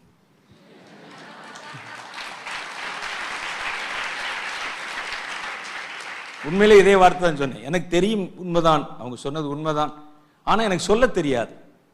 ஒருத்தருக்கு எல்லாம் தெரிஞ்சிருந்தா சொல்ல தெரியுமா? யோசிச்சு பாருங்க. சொல்ல தெரியணும் கரெக்டா. நான் எங்கேயாவது ரொம்ப நேரம் பேசிக்கிட்டு இருப்பேன் வளவளன்னு, 4 வரியில ரத்தன சுருக்கமா அழகா உங்களுக்கு புரியுற மாதிரி சொல்லிடுவாங்க. அதனால தான் கர்த்தர் அவங்கள சொல்ல சொல்லி இருக்கிறார். அதனால நீங்க அந்த நிகழ்ச்சியை கேளுங்க, அப்பதான் உங்களுக்கு புரியும் சொன்னேன். இல்ல பிரதர் நீங்களே சொல்லுங்க எனக்கு புரியும் அப்படின்னு. உங்களுக்கு புரிஞ்சா நீங்களே படிச்சு புரிஞ்சுக்கிறோம், எதுக்கு என்னைய தொந்தரவு? என்னுடைய வேலையை விட்டு நான் வெளியே வரவே மாட்டேன். நீங்க எவ்வளவு கூப்பிட்டாலும் வரவே மாட்டேன். சில இடத்துல சொல்லுவாங்க, ஒரு காஸ்பல் மீட்டிங் வச்சிருக்கிறோம், அல்லது இந்த என்ன சொல்றது, இந்த லெந்து நாட்கள் கூட்டம், நிறைய ஃபோன் வரும். லெந்து நாட்கள் கூட்டத்தில் சிலுவை பற்றி எனக்கு பேச தெரியாமல் இருக்குமா? நான் 40 வருஷம் கர்த்தருடைய ஊழியத்தை செய்கிறேன், நான் சபை நடத்தி இருக்கிறேன், சுவிசேஷ கூட்டங்கள் நடத்தின, பேச தெரியாமல் இருக்குமா? அங்கே கன்வென்ஷனில் நீங்கள் சுவிசேஷ கூட்டம் வச்சிருக்கிறோம், நீங்கள் பப்ளிக் மீட்டிங்கில் பேசணும்னு சொல்லி, ஐயா அது என்னுடைய ஆதீனத்துக்கு உட்பட்டது அல்ல, நான் அதை செய்யக்கூடாது. சொல்லுங்க, கர்த்தருடைய வருகை பற்றி பேசணும், பேசுகிறேன். என்னுடைய காரியங்கள் வித்தியாசமானது, நான் வரல அப்படின்னு சொல்லிடுவேன். எனக்கு பேச தெரியாம இல்லை, என்னை பேச சொன்னா பேச தெரியும். நான் படிச்சிருக்கிறேன், பல முறை பேசியிருக்கிறேன், 7 வார்த்தைகள் பேசியிருக்கேன், 7 வார்த்தையுமே பேச தெரியும்.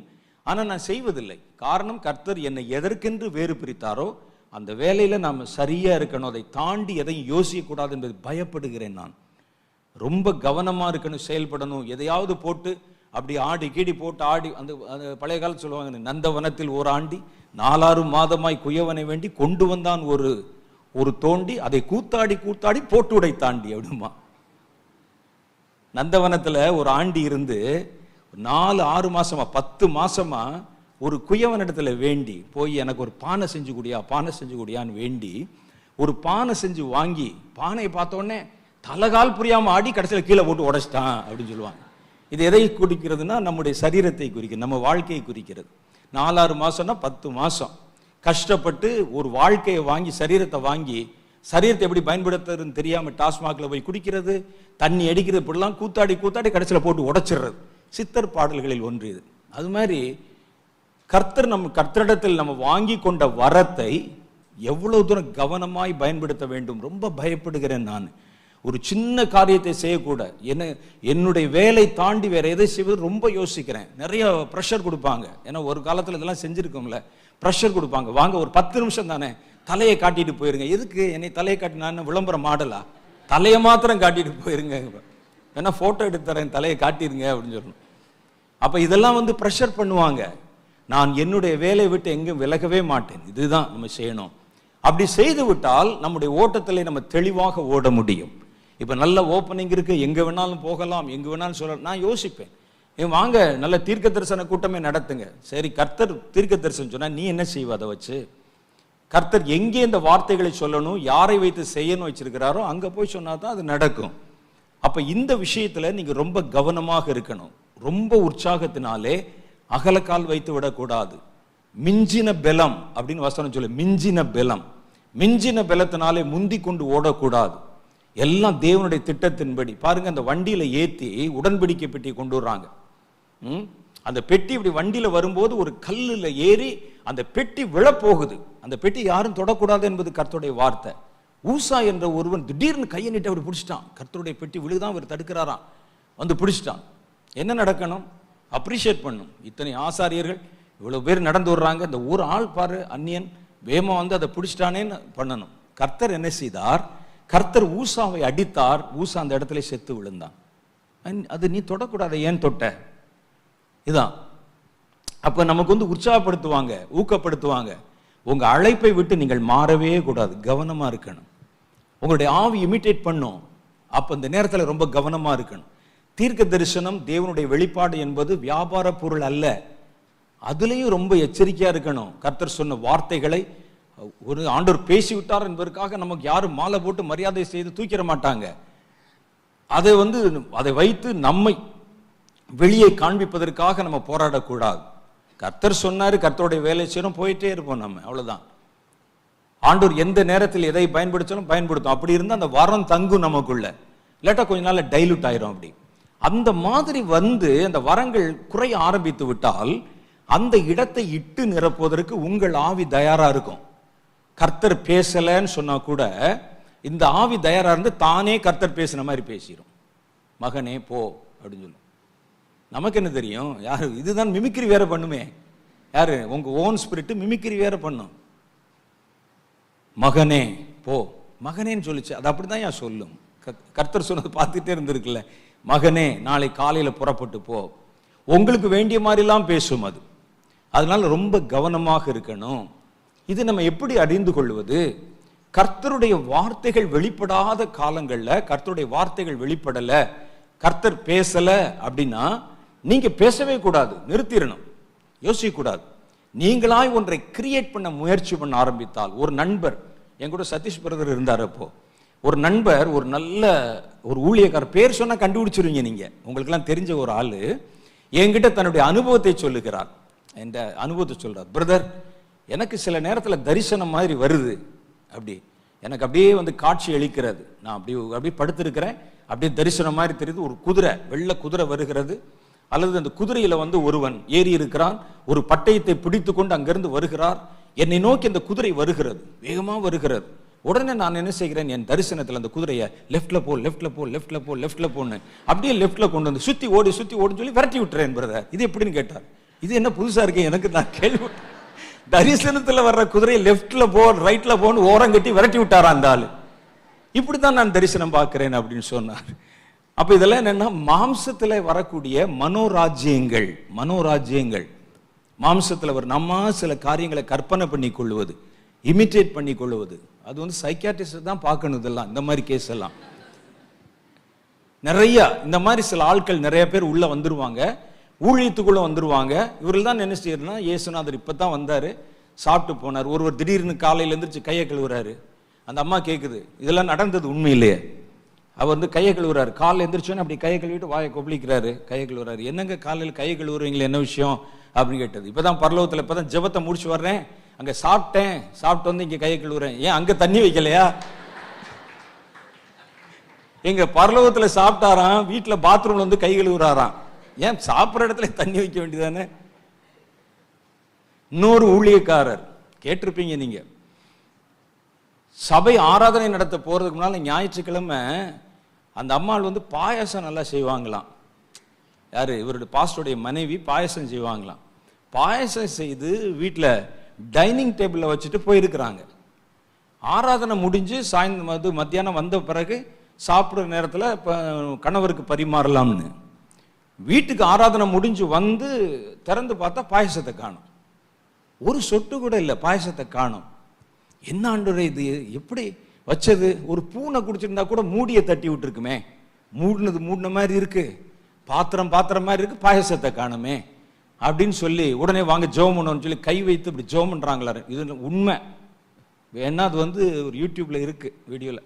மேல கை வச்சு ஜெபம் பண்றாங்க. அப்போ ஒரு சத்தம் கேட்குது, நான் தான். யாரு? என்ன நான் தான்னா? நான் தான் குடித்தேன். உன் மனைவி நல்லா பாயசம் செய்கிறாள். இதெல்லாம் நம்ம பார்த்துருக்கிறோம். உன் மனைவி நல்லா பாயசம் செய்கிறார். ஆண்டவர் வந்து தெரியாத ஒரு வீட்டுக்குள்ள நுழைஞ்சு அவன் அங்க உட்கார்ந்து சர்ச்சில் ஆராதனை பண்ணிட்டு இருக்கிறார். இருந்தாலும் கர்த்தர், இவர் சொல்ற கர்த்தர் அங்க போகாம இங்க வந்து டைனிங் டேபிள உருட்டிட்டு இருந்தா எப்படி இருக்கும்? நாங்க உங்களை தானங்க பார்த்து ஜெபம் பண்ணிட்டு இருக்கிறோம், அங்க நாங்களாம் சர்ச்சுக்கு போயிட்டோம், கர்த்தர் இங்க இருக்கிறாராம். எப்படி எல்லாம் நடக்குது. இது கற்பனை. இந்த அம்மாள் என்ன செஞ்சிருப்பாங்க, நேரமாச்சுன்னு சொல்லி பாயசம் வச்ச மாதிரி நினைச்சிட்டு வீட்டு போயிருப்பாங்க. வந்து திறந்து பார்த்தா ஒண்ணும் இல்லை. என்ன சொல்லுவது? இந்த ஆள்கிட்ட சொன்னா கத்துவானே பாஸ்டர், என்ன செய்வது சொல்லிட்டு நம்ம ஒரு கதை செஞ்சு வச்சீங்க, சொட்ட கூட காணும், கை வச்சேன், நான் தான் கர்த்தர் பேசுறான்னு சொல்லியிருப்பாங்க ஒருவேளை. அதே மாதிரி ஆவியானவர் வந்து ஆப்பம் சாப்பிட்ட கதை, இடியாப்பம் சாப்பிட்ட கதை, மங்கள விலாசில வாங்கிட்டு வான்னு சொன்னதெல்லாம் நம்ம கேள்விப்பட்டிருக்கோம் நிறைய. வேதம் சொல்லுகிறது எல்லாம் மனோராஜ்யம். நம்முடைய மனோராஜ்யம், மனதில் அப்படியே சில காரியங்களை கற்பனை செய்து கொண்டு அதை தரிசனம் மாதிரி நம்ம நினைப்பது. ஒருவன் கர்த்தருடைய தீர்க்க தரிசியா இருந்தா அவன் சொன்னது நடக்கணும்ல, நடக்கல. ஆனால் அந்த அனுபவங்கள் எல்லாம் இருக்கிறது நிறைய. நான் வந்து பரலோகத்துக்கு போனேன், அங்க போனேன், பேசினேன், டேபிள்ல உட்கார்ந்தேன், பேசினேன், ஆலோசனை சங்கத்துல அங்கத்தினராக இருக்கிற எல்லாம் சொல்லுவது நடக்கணும் இல்ல, நடக்கல. அப்ப நடக்காவிட்டால் அவன் தன் மன துணிகரத்தில் பேசினான் என்று கர்த்தருடைய வேதம் சொல்லுது. மன துணிகரத்திலே பேசினான்.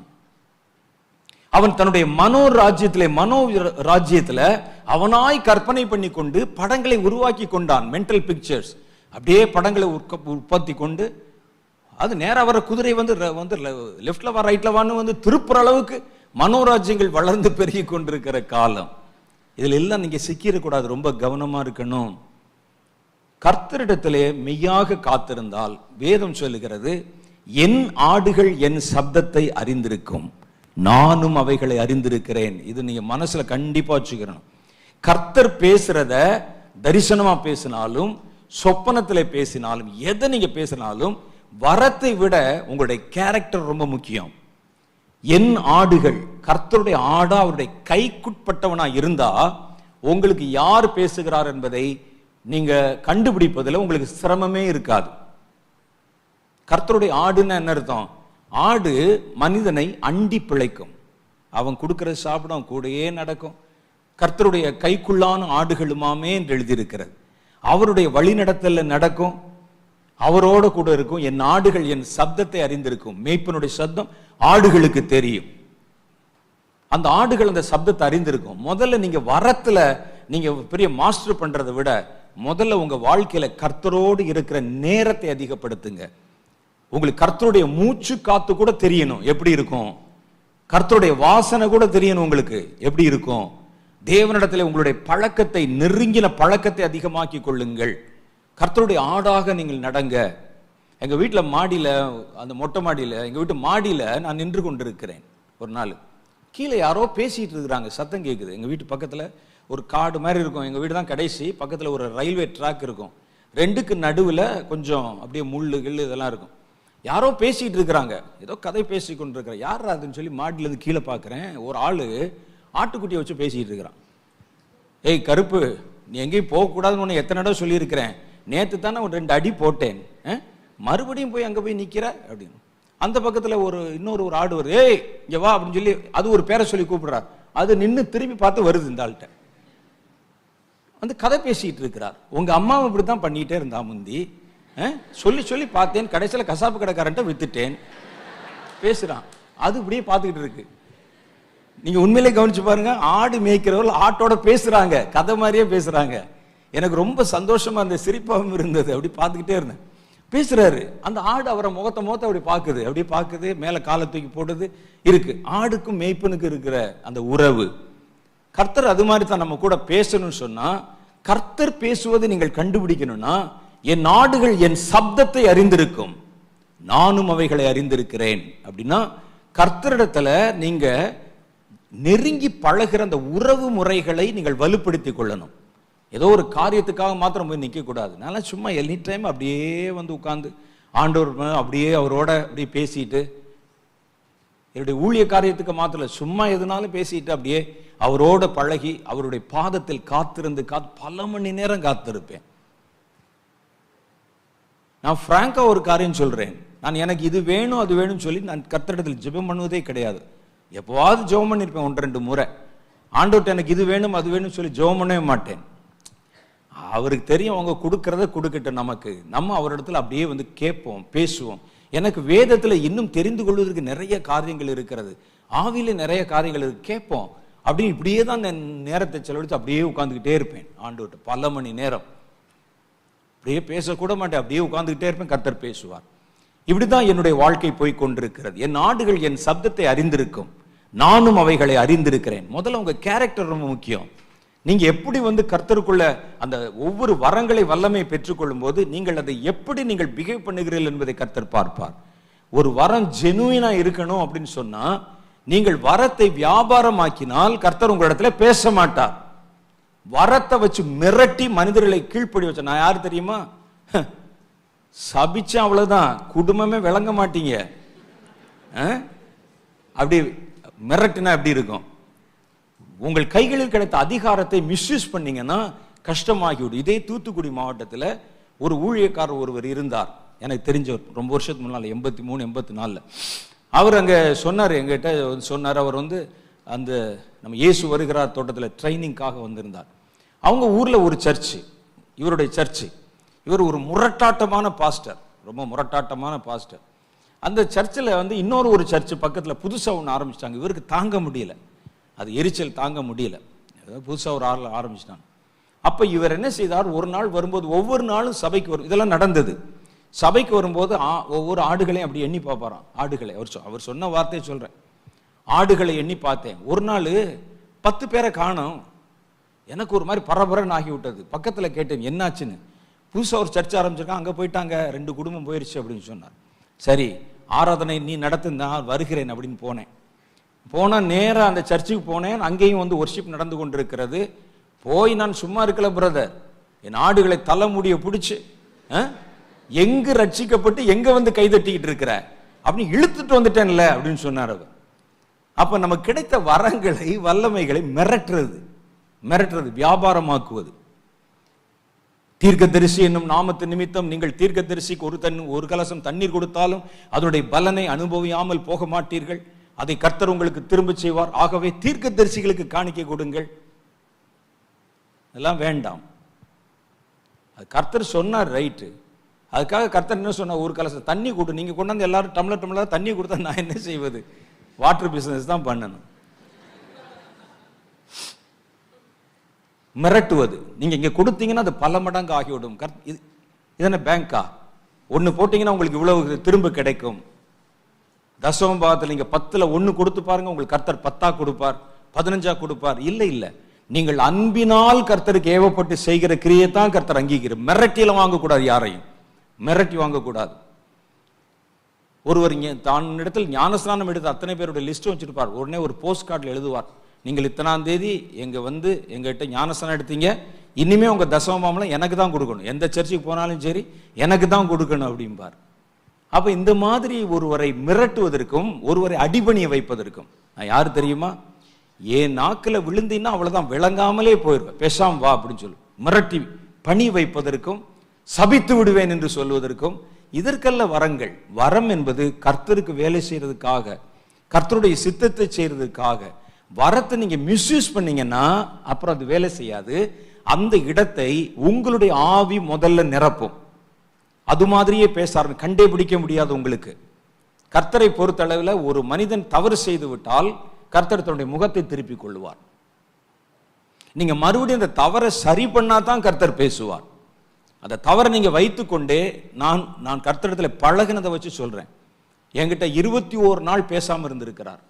நான் அழுது கத்தி கதறி, ஆரம்பத்தில் கதறி, ஏன் இப்படி செய்தா, பேசவே இல்லை. ஒரு ஜெபம்னா கூட ஒரு 2 வார்த்தை அந்நிய பாஷை கூட வராது எனக்கு. 21 நாள் முகத்தை திருப்பி இருந்திருக்கிறாரு. நான் இப்போ கூட பயப்பட்டேன். அண்ணன் கூட சொன்னேன், அண்ணன் நான் ரொம்ப பயப்படுகிறேன், ஏதாவது சொல்லிட்டான் அப்போதான் அவருக்கு பதில் சொல்ல முடியாது, அதான்னு சொல்லி கேள்வி கேட்பாருன்னு ஒரு விஷயத்தை குறித்து நம்ம பேசிட்டு இருந்தேன். அப்ப அதனால ஒவ்வொரு காரியத்திலும் நம்ம பயப்படுகிறோம். ஆண்டவரிடத்துல விட்டுட்டோம்னா போச்சு, இவரை என்ன செய்வது, நானே வழின்னு ஒரே ஆள் நான் தான் வழின்னு சொல்லிட்டார். 2 வழி இருந்தா கூட இது லேட்டா அது பார்க்கலாம், நானே வழின்னு சொல்லிட்டார், வேற வழி இல்லை நமக்கு, என்ன செய்வது, வாழ்வோ சாவோ அவரோட தான் போகணும், வாங்க போகணும், போயிட்டு இருக்கோம். அப்ப நம்ம யோசிக்கணும். அப்ப எனக்கு நல்லா தெரியும், நாம் ஒரு தவறு செய்து விட்டால் கர்த்தருக்கு நமக்கு இடையில ஒரு பிரிவு வந்துருச்சுன்னா பேச மாட்டார், முகத்தை திருப்பிக்கிறார், டக்குன்னு அமைதியார், ஆஃப் ஆயிடுவார். சிலரை நான் கவனித்திருக்கிறேன், உங்க கர்த்தர் சொன்னதை செய்யாம போயிடுவாங்க.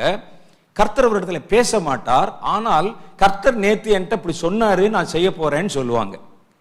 அது எப்படின்னா, தங்கள் மனதில் தாங்களாய் நிர்ணயித்து கொண்டதை கர்த்தர் பேசினார் என்று அந்த இடத்தை இட்டு நிரப்புறாங்க. அதுதான் ஆபத்து. அப்படிதான் ஆரம்பிக்கும். முதல்ல கர்த்தர் பேசல, இல்ல பரவாயில்ல, உள்ள இருக்கிற ஆவி மகனே அப்படின்னு அது பேசிடும் உங்க ஸ்பிரிட். முதல் கட்டமாக கர்த்தர் பேசாத ஒரு சூழ்நிலையில், அதனாலதான் அண்ணன் ஒவ்வொரு கூட்டம் நடத்தும் போதும் ஆயத்த கூட்டங்கள் பண்றாங்க. ஃபர்ஸ்ட் ஆயத்த கூட்டம்னா அது முதல் நாள் நடக்கிற கூட்டத்தை சொல்லல, நம்ம மீட்டிங் நடக்கும்போது எல்லாரையும் சுத்திகரிப்பின் கூட்டம் நடத்துறாங்க. சுத்திகரிங்க, பரிசுத்தமாகுங்க, உங்களை முதல்ல ஒப்புரவாக்கி கொள்ளுங்க. ஆண்டவருக்கு உங்களுக்கு இடையில ஏதாவது பிரச்சனை, டிஸ்பியூட் இருக்கா, எல்லாத்தையும் கரெக்ட் பண்ணுங்க. ஏன் சொல்றாங்கன்னு சொன்னா, அப்பதான் கர்த்தர் பேசுவது விளங்கும். கர்த்தர் பேசுவதை உங்களால கேட்க முடியும். உங்கள் பாவங்களை உங்களுக்கும் எனக்கும் இடையிலே சுவர் மாதிரி இருக்கு.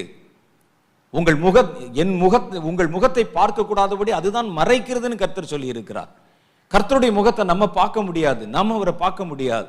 ஒரு சின்ன பிழை, ஒரு சின்ன தவறு, ஒரு சின்ன காரியம், நான் பார்த்ததுல ஆண்டவர் மாதிரி சென்சிட்டிவான ஆளை பார்க்கவே முடியாது. திடீர்னு கோச்சுக்கிறார், என்ன நமக்கு தெரியாது, என்ன ஆண்டவர், சின்ன விஷயமா இருக்கும். ஏன் அப்படி செய்யவில்லை, நான் தான் அங்கே நின்று கொண்டிருந்தேனே, ஏன் நீ உன்னுடைய நண்பர்களிடத்தில் பேசியிருந்த, ஒரு 5 நிமிஷம் பேசிட்டு வரக்கூடாதா, நான் இங்கே காத்து கொண்டிருக்கிறேன், இது ஜெப நேரம், ஜெபத்துக்கு வா. ஆண்டவரிடத்தில் பழகுவது ரொம்ப கஷ்டம். நான் பார்த்ததுல பரிசுத்த ஆவியானவரை போல, இயேசு கிறிஸ்துவை போல சென்சிட்டிவான ஆட்களை நீங்க பார்க்கவே முடியாது. ரொம்ப சென்சிட்டிவ், ரொம்ப கவனிச்சுட்டே இருப்பாங்க. அப்போ ஒரு சின்ன ஒரு தவறு வந்து விட்டது, ஏதாவது ஒரு காரியம் வந்துருச்சுன்னா முதல்ல சரி பண்ணணும். சரி பண்ணாவிட்டால் அந்த இடத்தை முதல்ல உங்க ஸ்பிரிட் நிரப்பிவிடும். அவர் பேசுவது உங்களுக்கு கேட்காது, உங்கள் முகத்தை அவர் பார்க்க முடியாது. எல்லாம் பாருங்க, ஆண்டவருக்கு எல்லாம் தெரியும். ஒரு மனிதனுடைய வாயிலிருந்து புறப்படும் வார்த்தை வர்றதுக்கு முன்னாலேயே நீ அடுத்து என்ன பேசுவான்னு சொல்லுவாரு அப்படின்னு போட்டிருக்கு வசனத்துல. ஆதாமும் ஏவாளும் தோட்டத்தில் அங்க இருக்கிறாங்க. அந்த தோட்டத்தில் அவர்கள் செய்யக்கூடாத ஒரு தவறை, கர்த்தர் சொன்ன காரியத்தை செஞ்சிடறாங்க. விலக்கப்பட்ட விருட்சத்தின் கனியை புசிக்கிறார்கள். கர்த்தர் அந்த இடத்துல இறங்கி ஆதாமே நீ எங்கே இருக்கிறாய் என்று கேட்டார். ஏன் அவர் கண்ணுக்கு தெரியாதா? அவர் கண்ணை மறைக்கிற அளவுக்கு அந்த இடத்துல என்ன மரம் இருந்தது, எந்த மரத்து பின்னால போய் ஒளிய முடியும்? ஆதாம் ஒரு மரத்தின் பின்னால போய் மறைந்திருந்தான், ஒரு புல்லுக்கு பின்னால, ஒரு செடிக்கு பின்னால போய் மறைந்திருந்தார், ஒளித்து கொண்டார்கள். அவர்கள் ஒழிச்சுக்கிட்டாங்களே, அந்த மரம் அவர்களை மறைக்கல, அவன் செய்த பாவம் தான் அவனை மறைத்தது. பாவம் செஞ்சுட்டா மறைஞ்சிரும், அவர் பேசுற உன்னை கேட்காது, கனெக்ஷன் கட் ஆயிரும். இந்த கனெக்ஷன் கட்டான நேரத்துல உங்க ஸ்பிரிட் என்ன செய்யும்னா இமிட்டேட் பண்ணி அது மாதிரியே பேச ஆரம்பித்து விடும். இதுதான் ரொம்ப டேஞ்சரஸ். அதனால் நம்ம என்ன செய்யணும், ஒருவன் புதிதாய் வரம் பெற்றவன் எத்தனை பயத்தோடு நடப்பானோ கடைசி வரைக்கும் நீங்க அந்த பயத்தோடையே நடக்கணும்.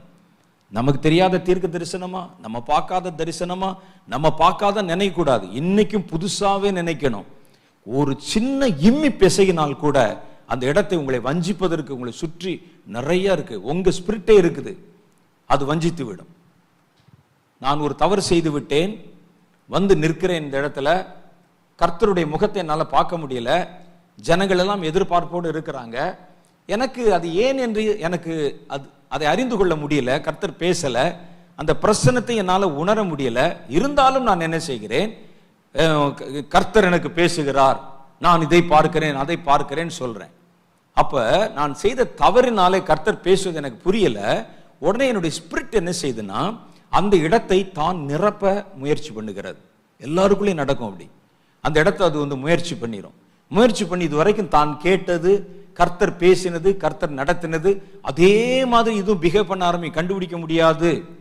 ஆகவே நீங்கள் எவ்வளவு பெரிய கொம்பனா இருந்தாலும் முதல்ல உங்களை சுத்திகரித்து கொண்டுதான் கர்த்தருடைய பிரசன்னத்துல வந்து நிக்கணும். நான் கரெக்டா இருக்கேன்னா, நான் ஆண்டவரிடத்துல ஆண்டவர் என்னோடு கூட பேசுவதற்கு அந்த கனெக்ஷன் சரியா இருக்குதா, என்னால அவருடைய முகத்தை பார்க்க முடியுமா, அவர் பேசின சத்தத்தை என்னால கேட்க முடியுமான்னு வரணும். ஆயத்தம் இல்லாமல் எதையும் செய்யக்கூடாது. அது இந்த மாதிரி காரியத்துல எல்லாம் செய்யவே கூடாது ஸ்பிரிச்சுவலா. அப்ப ஆண்டவர் பேசுற கேட்க முதல் கட்டமாக ஒரு மனிதனுடைய ஆவி அந்த இடத்தை ரீப்ளேஸ் பண்ணும். தொடர்ந்து நீங்கள் இப்படி பல முறை செய்த உடனே இன்னொரு ஆவி இருக்கிறது, அதுதான் கள்ள தீர்க்க தரிசன ஆவி, பிசாசின் ஆவி. ஒரு குறிப்பிட்ட அளவு நீங்கள் கர்த்தருடைய ஆவி அலட்சியம் பண்ணி உங்கள் சொந்த ஆவியின் ஏவுதலை பின்பற்ற ஆரம்பிக்கும் போது அப்படியே நமக்குள்ள வேற பொல்லாத ஆவிகள் நுழைந்து உங்கள் அதே மாதிரி தீர்க்க தரிசனம் உரைக்க வைத்து விடும். அது போலியான அனுபவங்களை கொடுக்கும், பொய்யான அனுபவங்களை தரும். நமது கர்த்தர் தான் பேசுறாருன்னு சொல்லி நம்ம நினைச்சிருவோம். ஒரு நண்பரிடத்துல அவர் வந்து திடீர்னு வந்து தன் கீழே இருக்கிற அசிஸ்டண்ட்டை கூப்பிட்டாரு. அசிஸ்டண்ட்டை கூப்பிட்டு சொன்னாரு, தம்பி நீ போய் நாளைக்கு ஆட்டு தோல் வாங்கிட்டு வா அப்படின்னு சொன்ன. ஆட்டு தோலா எதுக்கு? இதெல்லாம் நடந்தது உண்மையில், நான் பார்த்தது இதெல்லாம். அவர் சொன்னார், ஆட்டு தோல் வாங்கிட்டு வா, கர்த்தர் ஆட்டுக்குட்டியானவரை பற்றி பேச போறேன், அதனால ஆட்டு தோல்ல உட்கார்ந்தான் நீ ஜெபம் பண்ணணும்னு எனக்கு சொல்லி இருக்கிறாருன்னு சொன்னார். இது என்னடா புதுசா இருக்கு? பழைய இந்து புராணங்கள்ல தான் ஒரு புலித்தோலை போட்டு உட்கார்ந்து ஜெபம் பண்ணுவாங்க மேல உட்கார்ந்து. உடனே இவரும் போய் எங்கேயோ ஒரு இடத்துல விசாரித்து உரிக்கப்பட்ட ஒரு ஆட்டு தோலை வாங்கிட்டு வந்துட்டார். வாங்கிட்டு வந்து கொடுத்தாரு. ஆட்டுத்தோலை கொடுத்தா ஒரே ஸ்மெல்லு. உடனே அதை கழுவி கிழுவி பாடம் பண்ணி ஆட்டுத்தோலை வச்சுக்கலாம் அப்படின்னு சொல்லி அவர் கொண்டாந்துட்டார் அசிஸ்டன்ட். உடனே சொன்னார், ஆட்டு தோலை கொண்டாந்தே தலையங்கடான்னு கேட்டார். ஆட்டு என்ன வந்து உயிரோடைய அப்படி உரிப்பார்கள்? ஆட்டை வெட்டித்தானே உரிப்பாங்க, தலை இருக்காது. கர்த்தரனுக்கு தரிசனத்துல தலையோட காமிச்சார். முன்னால தலை இருக்கும், ஆட்டு தோல் இருக்கும், அது மேல உட்கார்ந்து நீ ஜெபம் பண்ணணும். எதுக்கு? ஆட்டுக்குட்டியானவரை பற்றின ரகசியத்தை சொல்ல போகிறேன். அப்ப அந்த ஆட்டு கறியெல்லாம் என்ன செய்யணும் ஆண்டவரே, அதை வறுத்து பக்கத்துல வச்சுக்கன்னு சொல்லி இருப்பாரு போல இருக்கு. இது மனோராஜ்யம், கற்பனை. அப்படியேதான் முதல்ல ஆகும், அப்படி வரும். அப்ப பொய்யான தரிசனம், பொய்யான அனுபவங்கள் கொடுக்கும். பிசாசு பொய்யான அனுபவங்களை கொடுத்து விடும். நான் பார்த்தேன் நடக்கும் அப்படின்னு, கடைசியில் நடக்காது. எப்பவுமே ஒரு மனிதன், நீங்க நல்லா தெரிஞ்சுக்கங்க, எனக்கு கர்த்தர் சொன்னதை உங்களுக்கு சொல்றேன். நீங்கள் தீர்க்க தரிசனம் உரைக்கணும், உன்னை தீர்க்க தரிசியா நான் கொண்டு வரணும் அப்படின்னு சொன்னா உன்னுடைய இருதயம் எப்போதும் என்னோடு பொருந்தி இருக்க வேண்டும், என் கூட பொருந்தி இருக்கணும். அப்பதான் நான் சொல்றதை நீ சொல்ல முடியும், தெளிவா சொல்ல முடியும். நான் சொல்லுவது உனக்கு கேட்கும், நீ அப்பதான் பேச முடியும். அப்ப அதுக்கு என்ன செய்யணும் ஆண்டவரே? அப்ப கர்த்தர் சொன்னார், உனக்கு என்று எதையும் வச்சுக்கிறாத, உனக்குன்னு சொத்து, உனக்குன்னு எதுவும் ஒன்றும் ஆஸ்தி எதையும் வச்சுக்கிறாத. ஏன்னா ஒரு மனிதனுடைய ஐஸ்வர்யம் எங்கே இருக்குமோ அவன் இருதயம் அங்கேதான் இருக்கும் என்றார் கர்த்தர். நீ வந்து பணம் காசு சேர்த்து வச்சிட்டீங்கன்னா என் மனசு முழுசும் அதுல தான் இருக்கும். உன் மனசை இங்க பணம் காசுல கொண்டு போய் வச்சுட்டு நீ என்னிடத்துல அந்த உன்னுடைய இருதயத்தை வைக்காவிட்டால் நான் பேசுவது எப்படி உனக்கு விளங்கும்? அமெரிக்காவில் அவ்வளவு பேர் சொன்ன தீர்க்க தரிசனம் ஏன் பொய்யா போச்சுன்னா, ஒவ்வொருவரும் கார்ப்பரேட் தீர்க்க தரிசிகள். கோடிக்கணக்கில் பணம் வச்சிருக்கிறான், கோடிக்கணக்கில் காசு வச்சிருக்கிறாங்க. அவர்களுக்கு தேவன் பேசுகிற வார்த்தைகளுடைய துல்லியத்தை புரிந்து கொள்ள முடியாது. இது தெரியாமல் அந்த காலத்துல தீர்க்க தரிசிகளை பாருங்களேன், மனுஷனுடைய வாழ மாட்டான். எங்கேயாவது ஒரு இடத்துல சாமுவேல் தீர்க்க தரிசி வாழ்ந்த குகை இன்னைக்கும் இருக்குது, நம்ம போய் பார்க்கலாம். ஊரை விட்டு ராமா என்ற இடத்துல ஒரு குகை, அவர் வாழ்ந்த இடம். எலியாவை பாருங்க, வேற இடம், சமுதாயத்தை விட்டு பிரிந்து. காரணம் என்னன்னா, அவர்களுடைய இருதயம் தேவனோடு பொருந்தி இருக்கணும். அப்ப வசனம் தெளிவா சொல்லுது, ஒரு மனிதனுடைய இருதயம், ஒரு மனுஷனுடைய பொக்கிஷம் எங்கே இருக்குமோ அவனுடைய இருதயம் அங்கேதான் இருக்கும். அப்ப பூமியில இவ்வளவு பொக்கிஷத்தை வைத்துக்கொண்டு, இவ்வளவு பணத்தை வைத்துக்கொண்டு, எந்த நேரத்தில் ஐடி வருவான், ரெய்டு வருவான், அது இதுன்னு தெரியாது என்று நீ தீர்க்க தரிசனம் சொல்ல முயற்சி பண்ணினால் அது தப்பாத்தான் வந்து முடியும். எனக்கு நல்லா தெளிவா தெரியும், ஒரு மனிதனுடைய இருதயம், ஒரு தீர்க்க தரிசியின் இருதயம் தேவனோட பொருந்தி இருக்கணும். அவனுக்கு பொக்கிஷம் இருந்தா பொக்கிஷத்தெல்லாம் போய் நிற்கும். ஏன்னா வசனம் சொல்லுதே, வசனம் போய் சொல்லுமா? சில சொல்லுவாங்க, எனக்கு பணம் இருந்தாலும் காசு இருந்தாலும் தாமரை இலை தண்ணீர் போல ஒட்டாமல் இருக்கும் ஐயா. அதுக்கெல்லாம் தனித்தனி ஆள் வச்சிருக்கிறேன், ஆடிட்டர் இருக்கிறாரு, கள்ளக்கணக்கு எழுதுவதற்கு, அது மாற்றி கீட்டி போடுறதுக்கு வக்கீல் இருக்கிறாரு, எல்லாம் வச்சிருக்கிறேன். என் இருதயம் கர்த்தரிடத்தில் பொருந்தி இருக்குன்னா நீ வசனத்துக்கு புறம்பா தப்பா சொல்ற. ஒரு மனுஷனுடைய பொக்கிஷம் எங்கே இருக்குமோ அங்குதான் இருதயம் இருக்கும் என்பது தேவன் சொல்லுகிற வார்த்தை. முதல் நூற்றாண்டு ஊழியக்காரர்கள், அப்போஸ்தலர்கள் எல்லாம் யாராவது இறக்கும் போது பேங்க்ல பேலன்ஸ், பெரிய பேலன்ஸ் வச்சிருந்தாங்களே, யோசிச்சு பாருங்க. இன்னைக்கு நமக்கு சொல்லி கொடுக்குறாங்களே, நீங்க நல்ல ஐஸ்வர்யம் ஆஸ்தி இதோடு நாங்க இருக்கணும், அதான் கர்த்தருக்கு சித்தம், பெரிய பணக்கா. செழிப்பின் உபதேசம் கூட்டத்தை பாருங்க. நான் ஒரு காரியத்தை பார்த்து ஆச்சரியப்பட்டேன். செழிப்பின் உபதேசத்தை கேட்கிறவன் செழிக்கிறானோ இல்லையோ, பேசுறவன் செழிச்சிடறான் ஐயா. ஏன்னா 10 பேர் தசமபாகம் கொடுத்தா எனக்கு முழு சம்பளம் வந்துருது இல்ல, 100 பேர் கொடுத்தா நான் 10 மடங்கு சம்பளம் ஆயிருது இல்ல, 1000 பேர் கொடுத்தால் 100 மடங்கு சம்பளம் எனக்கு வந்துருது இல்ல. அப்ப செழிப்பை பேசி பேசி ஜனங்கள் செழிக்கணும், அதான் கர்த்தருடைய விருப்பம் அப்படின்னு சொல்றாங்க. அப்படி பார்த்தால் அப்போஸ்தலர்கள்ல ஒருத்தர் செழிக்கலையே. யாராவது செழிச்சாங்களா? என்னுடைய உருமால்களை எடுத்து போடுறியா, உருமாலை உங்களுக்கு கொரியர்ல அனுப்புறோம், அமேசான்ல கூட கொடுக்குறோம், என்னுடைய உருமால் கர்ச்சீஃப் போட்டிருப்பார்ல, ஏன் செய்யல பவுல்? விவரம் இல்லாத ஆள், வியாபாரம் பண்ண தெரியாத ஆளுக்கு. பிச்சைக்காரன் போய் வசனம் பேசுற பாருங்க, ஒண்ணு இருக்குன்னு சொல்லணும், இல்லைன்னு சொல்லணும். ஐயா எனக்கு ஏதாவது கொடுங்க, வெள்ளியும் பொண்ணும் என்னிடத்தில் இல்லை. அவன் யோசிச்சிருப்பான், ஏன் உன்கிட்ட வெள்ளியும் பொண்ணுமா கேட்டேன்? யாராவது பிச்சைக்காரன் அம்மா 2 பவுன் தங்கம் போடுங்கன்னு கேட்டா விடுவீங்களா நீங்க? எங்க ஊர்ல ஒருத்தர் இருந்தாரு, அப்படிதான் மத்தியானம் கரெக்டா சாப்பிட்ற நேரத்துக்கு வருவாரு. அம்மா என்ன இருக்கு அப்படின்னு கேட்பாரு. இருங்க வச்சுக்கிட்டு இருக்கோம். அப்படி பாப்பாரு, சாம்பாரா? வேணாம் வேணாம், எப்ப பார்த்தாலும் இதே தானா, வேற குளம் மாத்த, நாளைக்கு வர போயிடும். உண்மையிலே அது மாதிரி அதிகார பிச்சை. ஒருவன் கேட்டால் என்ன கேட்டிருப்பான் யோசிச்சு பாருங்க. ஏதாவது சாப்பிடக்கூடியா ஒரு 2 பைசா கூட, அவ்வளவுதான் கேட்டிருப்பான் அந்த காலத்துல.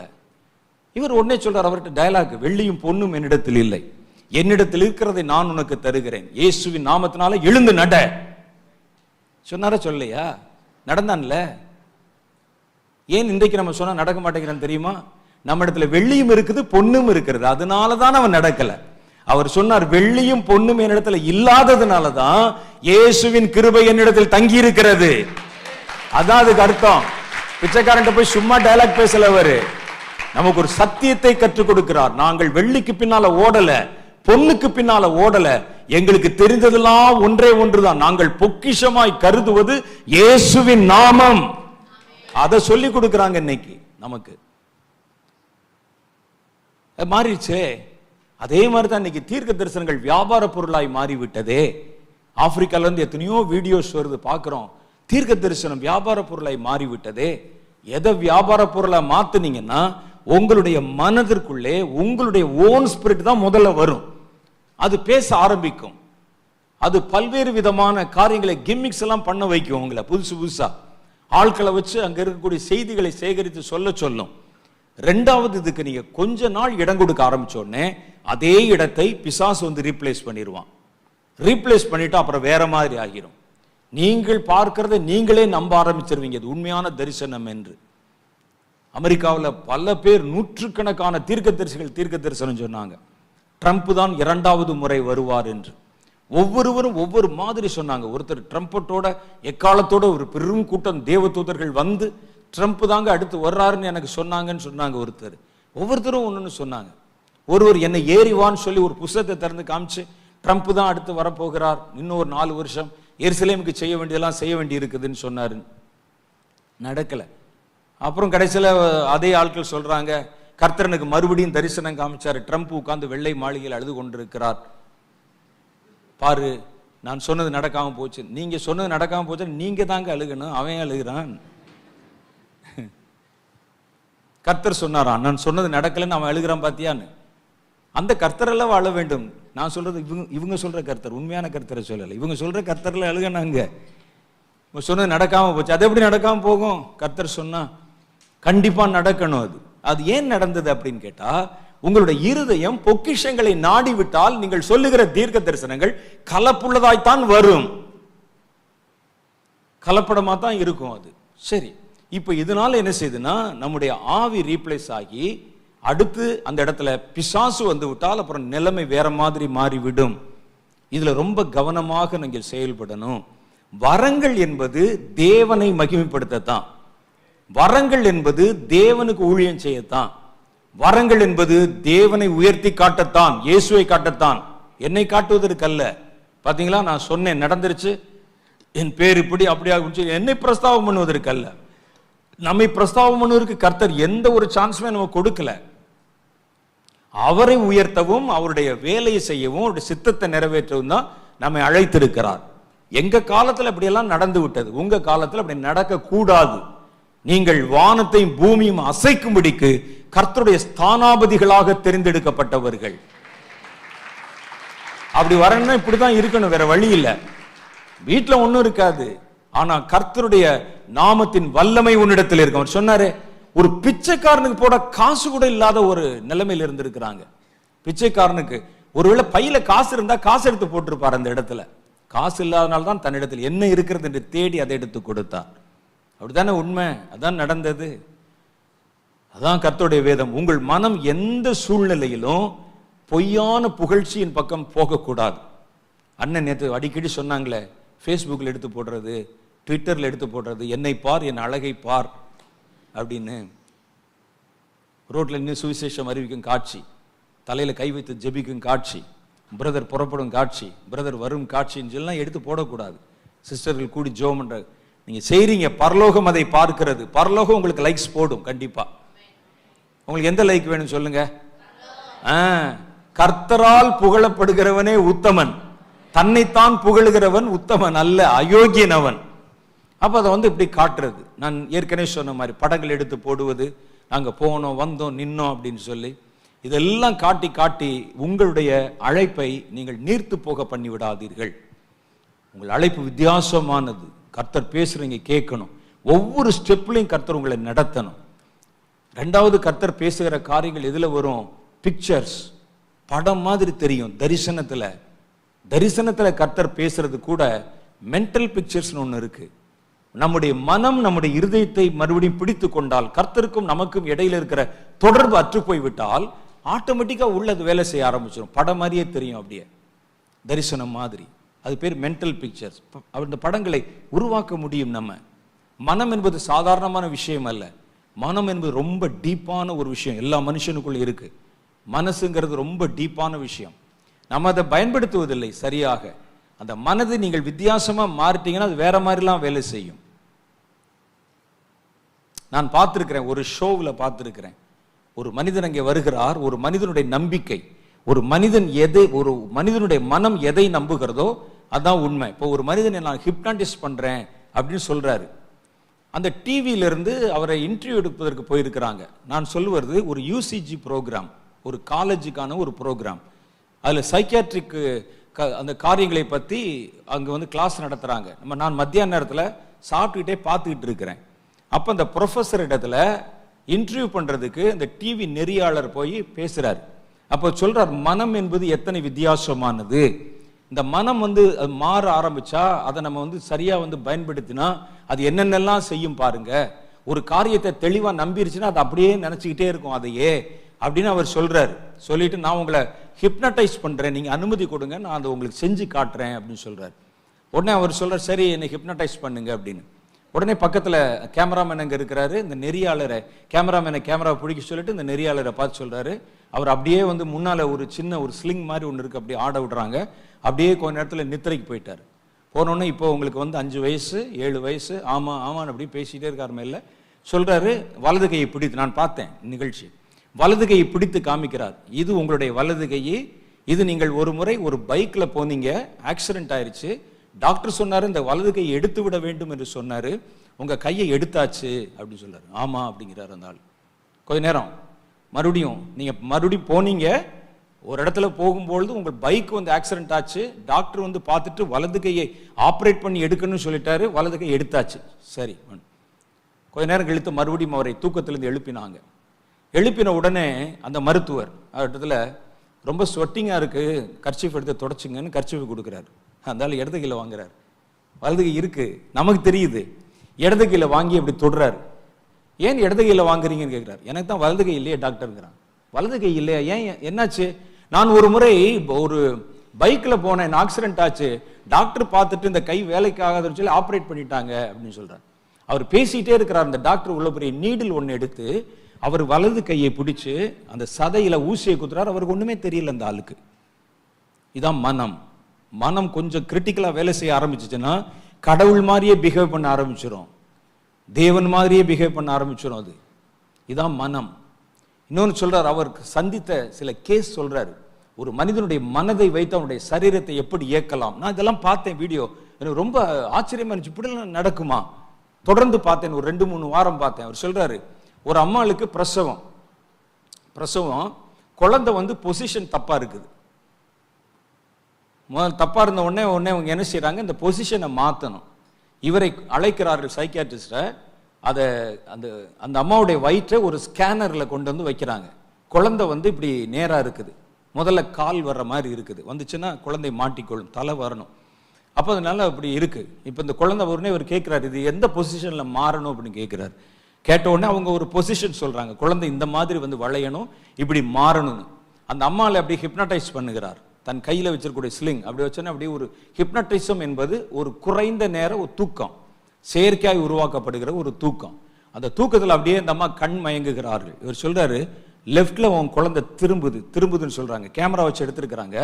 அந்த ஸ்கேனர் கருவியில் அந்த குழந்தை அப்படியே திரும்புகிறது. அந்த அம்மா நினைக்க திரும்பி அவங்க சொன்ன பொசிஷன் வரைக்கும் வந்த உடனே அப்படியே நின்று விட்டதுன்னு சொல்லி எழுப்புறாங்க. சரியாயிருச்சு. ஒரு பல் வைத்தியரிடத்திலே ஒருவர் தன் பல்லை எடுப்பதற்கு வருகிறார். இதெல்லாம் நான் பார்த்தது. பல்லை எடுக்க வருகிறார், அவரை ஹிப்னடைஸ் பண்றாங்க. இந்த பல் இப்ப தானா கலண்டு விழுகணும், அது அப்படியே இதுல வச்சு எக்ஸ்ரே கருவியில வச்சு ஸ்கேன் பண்ணி காமிக்கிறாங்க. இப்ப சொல்றாரு, அந்த பல் மேல் நோக்கி எழும்புன்னு சொன்னா அப்படியே வந்து டக்குன்னு கலண்டு கீழே விழுந்துருது பல்லு.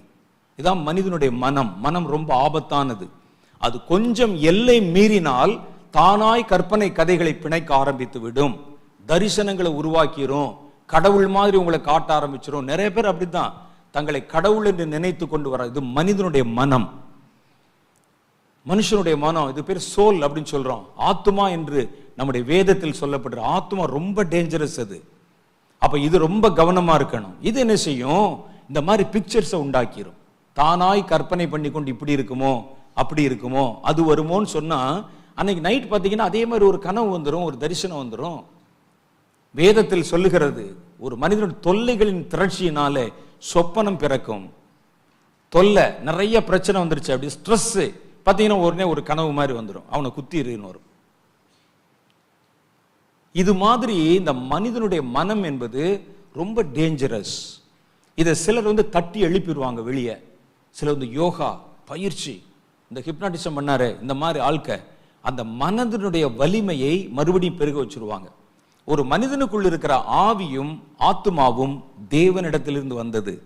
நல்லா நீங்க தெரிஞ்சுக்கிறேன், தேவனிடத்திலிருந்து வந்தது. அதனால அதே சுபாவத்தை இது கொண்டிருக்கும். அவரிடத்திலிருந்து வந்தது தானே.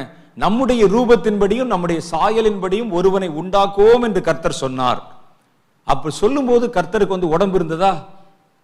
அப்ப எந்த ரூபத்தின்படியும் எந்த சாயலின்படியும் மனிதனை உண்டாக்கினோம் என்று கர்த்தர் சொன்னார்? யோசிச்சு பாருங்க. அவர் ஆவியாக இருந்தார், ஆவி ஆத்மா. அது மாதிரி ஒரு மனிதனை உண்டாக்கி ஒரு மண் கூட்டுக்குள்ள உள்ள வச்சு சரீரமாக்கி அனுப்பினார். அப்ப தேவன் தம்முடைய நாசின் சுவாசத்தை நமக்குள் ஊதி மனிதன் ஜீவாத்மாவானான் என்று எழுதியிருக்கு. அப்ப கர்த்தருடைய ஆவிதானே அது, அதனுடைய மினியேச்சர், அதுல இருக்கிற அதே குணாதிசயம் இதில் இருக்கும். கர்த்தர் என்ன செய்தார், இந்த மனிதன் பாவம் செய்த உடனே அந்த நம்முடைய ஆவிக்குள்ளையும் ஆத்மாக்குள்ளையும் இருக்கக்கூடிய அந்த கர்த்தருடைய பவர் இருக்கு பாருங்க, அதே குணாதிசயம் இருக்கும். ஆண்டவர் என்னென்ன செய்ய முடியுமோ அது மாதிரியே செய்ய முடியுது. நினைச்சே ஒரு காரியத்தை கீழே விழுக வைக்க முடியும், அதே பவர் இருக்கும். அதனுடைய மினியேச்சர் தானே இது. நான் சொல்ற புரியுதா உங்களுக்கு?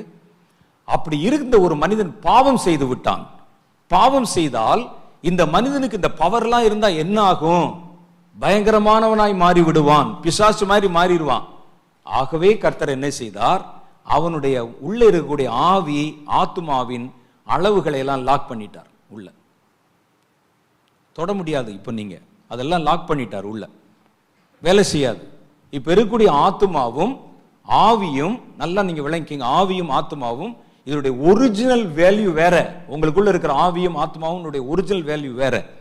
கடவுளுடைய ஆவி மாதிரியே இருக்கும் அது, அதனுடைய மினியேச்சர், அதனுடைய ஒரு குறுக்கப்பட்ட வடிவம் தான் அது. அதுல இருக்கிற அதே குணாதிசயத்தில் இருக்கும், அது அந்த பவர் இருக்கும். ஆனா ஒரு மனிதன் தவறு செய்து பாவியாய் மாறின பிறகு அந்த பவர் ஆத்மாவின் வல்லமையும் ஆவியின் வல்லமையும் இருந்தா அவன் கொடூரமான வில்லனாய் மாறிடும். இப்பவே தாங்க முடியலையே இவன் படுத்துற பாடு. அவன் கடவுள் மாதிரி இருந்தா எப்படி இருக்கும்? அப்படி அந்த சாயல்ல அவன் படைக்கப்பட்டிருந்தான். ஆண்டவர் என்ன செய்தார், ஒரு மனிதன் வாழ்வதற்கு எவ்வளவு தேவையோ, இந்த ஆவி எவ்வளவு தூரம் வேலை செய்யணுமோ, ஆத்மா எவ்வளவு தூரம் வேலை செய்யணுமோ, இந்த உலகத்துல இவன் வாழ்கிற வரைக்கும் எவ்வளவு வேலை செய்யணுமோ அந்த அளவு தவிர மீதி எல்லாத்தையும் லாக் பண்ணிட்டார். சொல்ல புரியுதா? லாக் பண்ணிட்டார். இப்போ உங்க ஆவியும் ஆத்மாவும் உங்கள் இந்த உலகத்துல வாழ்கிற அளவுக்கு நடமாட வைக்கும், பேச வைக்கும், சிந்திக்க வைக்கும், கிரியை செய்ய வைக்கும். இதை தாண்டி எல்லாம் அப்நார்மலா இயற்கைக்கு மேற்பட்டெல்லாம் செய்ய வைக்காது. அதற்கு பிறகு பரிசுத்தாவின், அதற்கு பிறகு கர்த்தர் பூமிக்கு வந்த பிறகு தம்முடைய ஜனங்களை தம் ஆவியிலே நிரப்பி ஊழியத்தின் தேவைக்காக அவர்கள் இழந்த அந்த பவர் இருக்கு பாருங்க, அதுல சில காரியங்களை மாத்திரம் அவங்க கிஃப்ட் கட்டவிழ்த்து விடுறாங்க. உனக்கு தீர்க்க தரிசன வரம், உனக்குள்ள இருக்கிற பவர் தான், அதை கட்டவிழ்த்து விடுறாங்க. அது ஊழியத்துக்காக. அது இனிமே நம்ம பரலோகத்து போயிடுறோம் பாருங்க, பரலோகத்து போகும்போது முழுசா போறோமே, அப்பதான் முழுவதுமாக நம்ம விடுவிக்கப்படுகிறோம். அங்க போய் பார்க்கும் பொழுது நீங்கள் தேவனுடைய சாயலை தரித்தவர்களாக, தேவர்களை போல, நல்ல தேவ தூதர்களை போல நீங்க அங்க இருப்பீங்க, முழு பவரோட இருப்பீங்க. இந்த கர்த்தர் லாக் பண்ணி வச்சிருக்கிறாரு இந்த உலகத்துல, இவன் மாறி போய் விடுவான் என்ற ஆவியையும் ஆத்மாவையும், இதை இவர்கள் என்ன செய்யறாங்கன்னா பிசாசு பிராக்டிஸ் கொடுக்குறான். உட்காரு, நிஷ்டையில உட்காரு, தவத்துல உட்காரு, நாபி கமலத்திலிருந்து கொண்டு இங்க நிறுத்து, இப்படி என்னென்னமோ சொல்லி இவனை உள்ள போய் கர்த்தர் லாக் பண்ணதை திறக்க வைக்கிறான். அது தப்பா? தப்பு இல்லையா? கர்த்தர் தொடக்கூடாதுன்னு சொல்லி பூட்டி வச்சுட்டா அதுல போய் கள்ளச்சாவி போட்டா, உங்க ஆவிக்குள்ளும் ஆத்மாவுக்குள்ள எல்லாருக்குள்ளையும் பவர் இருக்குது. எனக்குள்ள இருக்குது, உங்களுக்குள்ள இருக்குது. ஏனென்றால் இது கர்த்தரிடத்திலிருந்து வந்த ஆவி, அதுல பவர் இருக்குது. ஆனா அந்த பவரை கர்த்தர் இப்ப முழுசா பயன்படுத்த விடல, விட்டா தாங்க முடியாது. ஏனென்றால் அந்த பவரை பயன்படுத்தணும்னு சொன்னா அவன் கர்த்தரை போல பரிசுத்தம் உள்ளவனா இருக்கணும். இவன் பாவியா இருந்து அவன் கையில பவரை கொடுத்தா என்ன ஆகும்? ராட்சசன் ஆயிடுவான்ல. அதனாலதான் கர்த்தர் என்ன சொல்லுகிறார், நீங்கள் பரலோகத்துக்குள்ள வரணும்னா நான் பரிசுத்தராய் இருக்கிறதை போல நீங்கள் பரிசுத்தராய் இருக்க வேண்டும் என்று சொல்லுகிறார். அப்பதான் அந்த முழு பவரை உங்களால் அடைய முடியும். பரிசுத்தம் இல்லாவிட்டால் இது கிரியை செய்யக்கூடாது, ஆபத்தாய் போய்விடும். அப்ப உங்களுக்குள்ள இருக்கிற ஆவியும் ஆத்மாவையும் இந்த பிசாசு ஆக்கிரமித்து கொண்டு விட்டால் அது என்ன செய்யணும்? இதே மாதிரி வேலை செய்ய ஆரம்பிக்கும். அதனால்தான் அவர்கள் கள்ள அற்புதங்களை செய்கிறார்கள். முடிந்தால் தெரிந்து கொள்ளப்பட்டவர்களை வஞ்சிக்கும்படிக்கான பெரிய அடையாளங்களை செய்கிறார்கள். இந்த பவரை கிளப்பி விட்டுரும் ஆவி.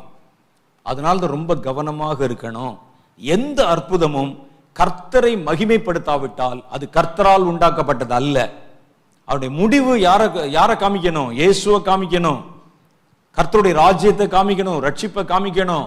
ஜனங்களை பிரமிக்க பண்ணுவதல்ல நம்முடைய நோக்கம். நோக்கம் என்ன? ஒரு வரம் பயன்படுத்தப்பட்டா நோக்கம் என்னன்னு நமக்கு தெரியணும். நோக்கம் என்ன? எதுக்காக கர்த்தரை காமிக்கிறார்? பாருங்க, இப்ப நான் சொல்றேன் பாருங்க. நானும் இதை வச்சுதான் பாக்குறேன். அவன் செய்வது தப்பு, அவன் சொல்வது தப்புன்னு எதை வச்சு பார்க்கிறோம்? நடந்த ஒரு சம்பவம். ஒரு மேடையில் ஒருவரை அழைக்கிறார்கள். ஒரு பெரிய தீர்க்கதரிசின்னு ஒருத்தரை கொண்டாந்து நிறுத்துறாங்க. அவர் சொல்லுகிறார், உன்னுடைய பேரு என்ன? உன்னுடைய பேரு ராமசாமி அப்படின்னு சொல்றார். ஆமாங்க அப்படின்னு அந்த ஆள் பரவசம் அடைகிறான். அப்புறம் உனக்கு ஆந்திரா பேங்க்ல அக்கௌண்ட் இருக்கு அப்படிங்கிறார். ஆமா அப்படிங்கிறார். அக்கௌண்ட்ல வந்து இவ்வளவு பணம் இருக்குங்கிறார். ஆமாமா ஆமாமன். ஒன்னு 4 பொண்ணு இருக்கு. ஆமா அப்படிங்கிறார். எப்படி இருக்கு யோசிச்சு பாருங்க. நான் யோசித்து பார்த்தேன், அவன் பேர் ராமசாமி என்பதை அவனுக்கே சொல்வதற்கு ஒரு தீர்க்கதரிசி வேணுமா?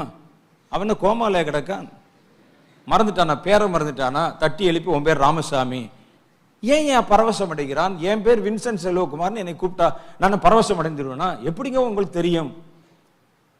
இதை சொல்றதுக்கு ஒரு தீர்க்கதரிசி நோக்கம் என்ன? இதுல என்ன சொல்ல வர்றீங்க? உனக்கு ஆந்திரா பேங்க்ல அக்கவுண்ட் இருக்கு, சரி, இதுல என்ன சொல்ல வர்றீங்க? என்ன நோக்கத்துக்காக இந்த வெளிப்பாடு கொடுக்குறீங்க? நீங்க சொல்லுங்க, என்ன நோக்கம்? உனக்கு 4 பொண்ணு இருக்கு, ஆமா, என்ன சொல்ல வர்றீங்க? இதெல்லாமே அவருக்கு தெரிஞ்ச செய்தி தானே.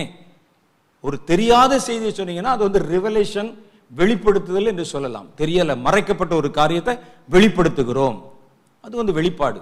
இது எனக்கு தெரிஞ்ச செய்தி தானே. என் பேர் என்னன்னு இன்னொருத்தன் வந்து ஒரு தீர்க்கதரிசி வந்து எனக்கு சொல்லணுமா? ஐயா, எனக்கு 4 பொண்ணு இருக்குன்னு ஒரு தீர்க்கதரிசி கடைசியில பாருங்க மாட்டிட்டாரு. அதுல இந்த வருஷத்துல 4 பெண்களுக்கும் திருமணம் ஆகிவிடும் என்று கர்த்தர் சொல்லுகிறார். ஏன் கேட்கணும்ல. உடனே அவர் சொல்றார், பக்கத்துல பார்த்து, பக்கத்துல 4க்குமே கல்யாணம் ஏற்கனவே ஆயிடுச்சேங்க அப்படிங்கிறார். யார் அவனை தூக்குறான்னு சொல்லி அப்படி தூக்கிட்டு போயிட்டானுங்க. அப்ப தீர்க்க தரிசனம் சொன்னால் நோக்கம் என்ன? அதுல யார் மகிமைப்படுத்தப்படுகிறார்? எதற்கு சொல்ல வருகிறீர்கள்? என்ன சொல்ல வருகிறீர்கள்? இதுல இயேசுவை மகிமைப்படுத்துகிறீர்களா? இல்லையே.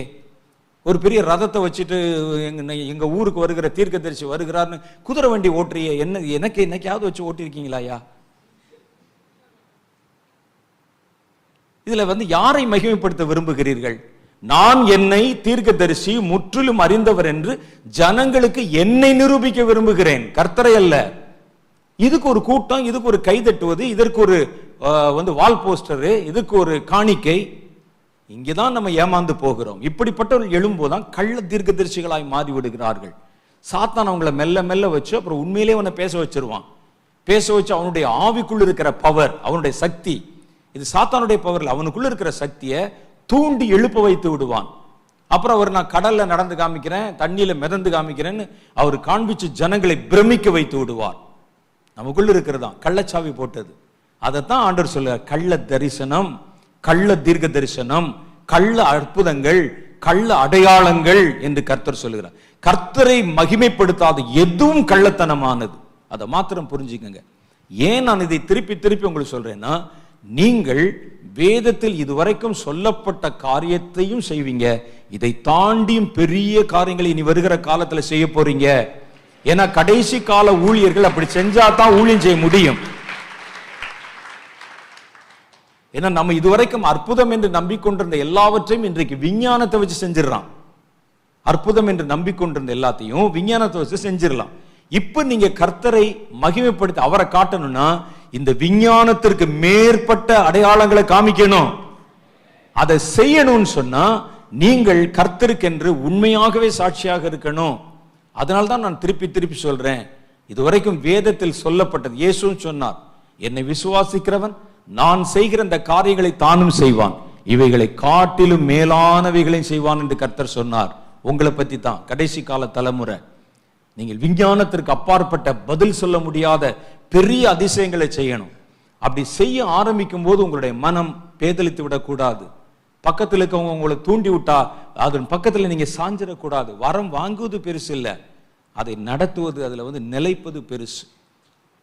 சில வருஷங்களுக்கு முன்னால ஃபாதர் பெர்க்மன்ஸ் அவர்களை பார்த்தேன். நான் ஆரம்பத்தில் நாங்கெல்லாம் ஒன்னா ஊழியம் செஞ்சிருக்கிறோம் பக்கத்தில். இப்போ நாங்கள் அடிக்கடி பார்த்து கொள்வதில்லை, ஏன்னா அவங்களுடைய காலிங் வேற, என்னுடைய காலிங் வேற. ஆனால் ஆரம்ப காலங்களில் நாங்கள் ஒன்றா ஊழியம் செய்வோம். அங்கேருந்து ஞாயிற்றுக்கிழமை சர்வீஸ் முடிச்சோம். அப்போ வந்து கேத்தலிக் சபையில் சாத்திரசன்பட்டி என்ற இடத்துல ஃபாதராக இருந்தாங்க. முடித்த உடனே திங்கக்கிழமை எங்கள் வீட்டுக்கு வந்துடுவாங்க. அப்புறம் கிராமங்களுக்கெல்லாம் போவோம், ஊழியத்துக்கெல்லாம் போவோம். ரொம்ப வருஷத்துக்கு பிறகு ஒரு நாள் ஒரு முறை சந்தித்தேன், ஒரு 20 வருஷத்துக்கு முன்னால். அப்போ சந்தித்த போது அவங்க என்கிட்ட ஒரு கேள்வி கேட்டாங்க. சொன்னாங்க, தம்பி நீங்கள் வந்து ரட்சிக்கப்பட்டு எவ்வளோ வருஷம் ஆச்சு, எவ்வளோ வருஷமாக ஊழியருக்கு இருக்கீங்கன்னு சொன்னேன். 25 வருஷம் ஆச்சு ஃபாதர், 25 வருஷமா ஊழியம் செய்கிறேன். அவர் சொன்னார், நான் வந்து 30 வருஷம் இருக்கும் நானும் ஊழியம் செய்கிறேன். தம்பி நம்ம என்ன சாதிச்சோம் என்பதெல்லாம் எனக்கு தெரியல, 25 வருஷமா கர்த்தருக்குள்ள நிக்கிறோம் பாரு, அதே சாதனை தான் என்று சொன்னார். நம்ம என்ன சாதிச்சோம், போஸ்ட் ஓட்னா அதெல்லாம் முக்கியம் இல்லை.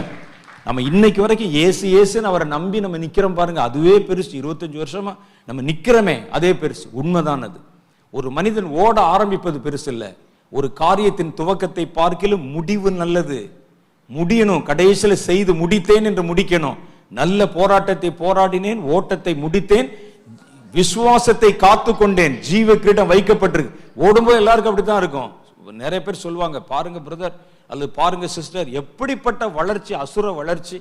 நீங்க போற இடத்துல எல்லாம் அற்புதம் நடக்குது, போற இடத்துல எல்லாம் ஜனங்கள் வர்றாங்க, இப்பதான் புதுசு ஆரம்பிச்சீங்க, பெருசா இப்பெல்லாம் சொல்லுவான்.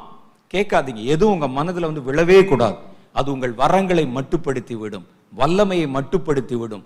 ஊழிய களத்திலே உங்களை நிலைத்து நிற்க முடியாதபடி உங்களை தடுமாற வைத்து விடும்.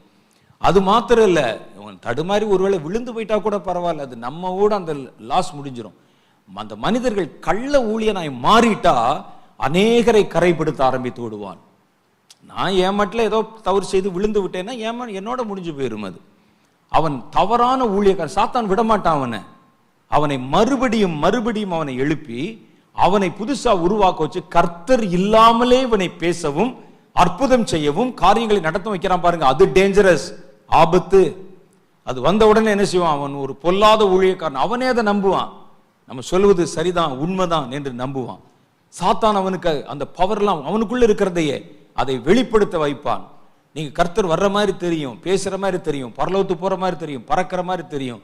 காரியத்தின் கடைத்தொகை என்னன்னு பார்க்கணும். இது யாரை மகிமைப்படுத்துகிறது, எதற்காக இந்த அனுபவம் கொடுக்கப்படுகிறது, இதுல நம்ம என்ன சாதிக்கிறோம், சொல்லப்பட்ட காரியம் நடக்கிறதா? ஒருவன் என் நாமத்தை கொண்டு சொன்ன காரியம் நடக்காவிட்டால் அவன் தன் மன துணிகரத்தில் பேசினான். இது பழைய ஏற்பாட்டு காலமா இருந்தா அப்படி சொன்னவன் கல்லெறிந்து கொல்லப்பட வேண்டும் என்று எழுதியிருக்கிறது.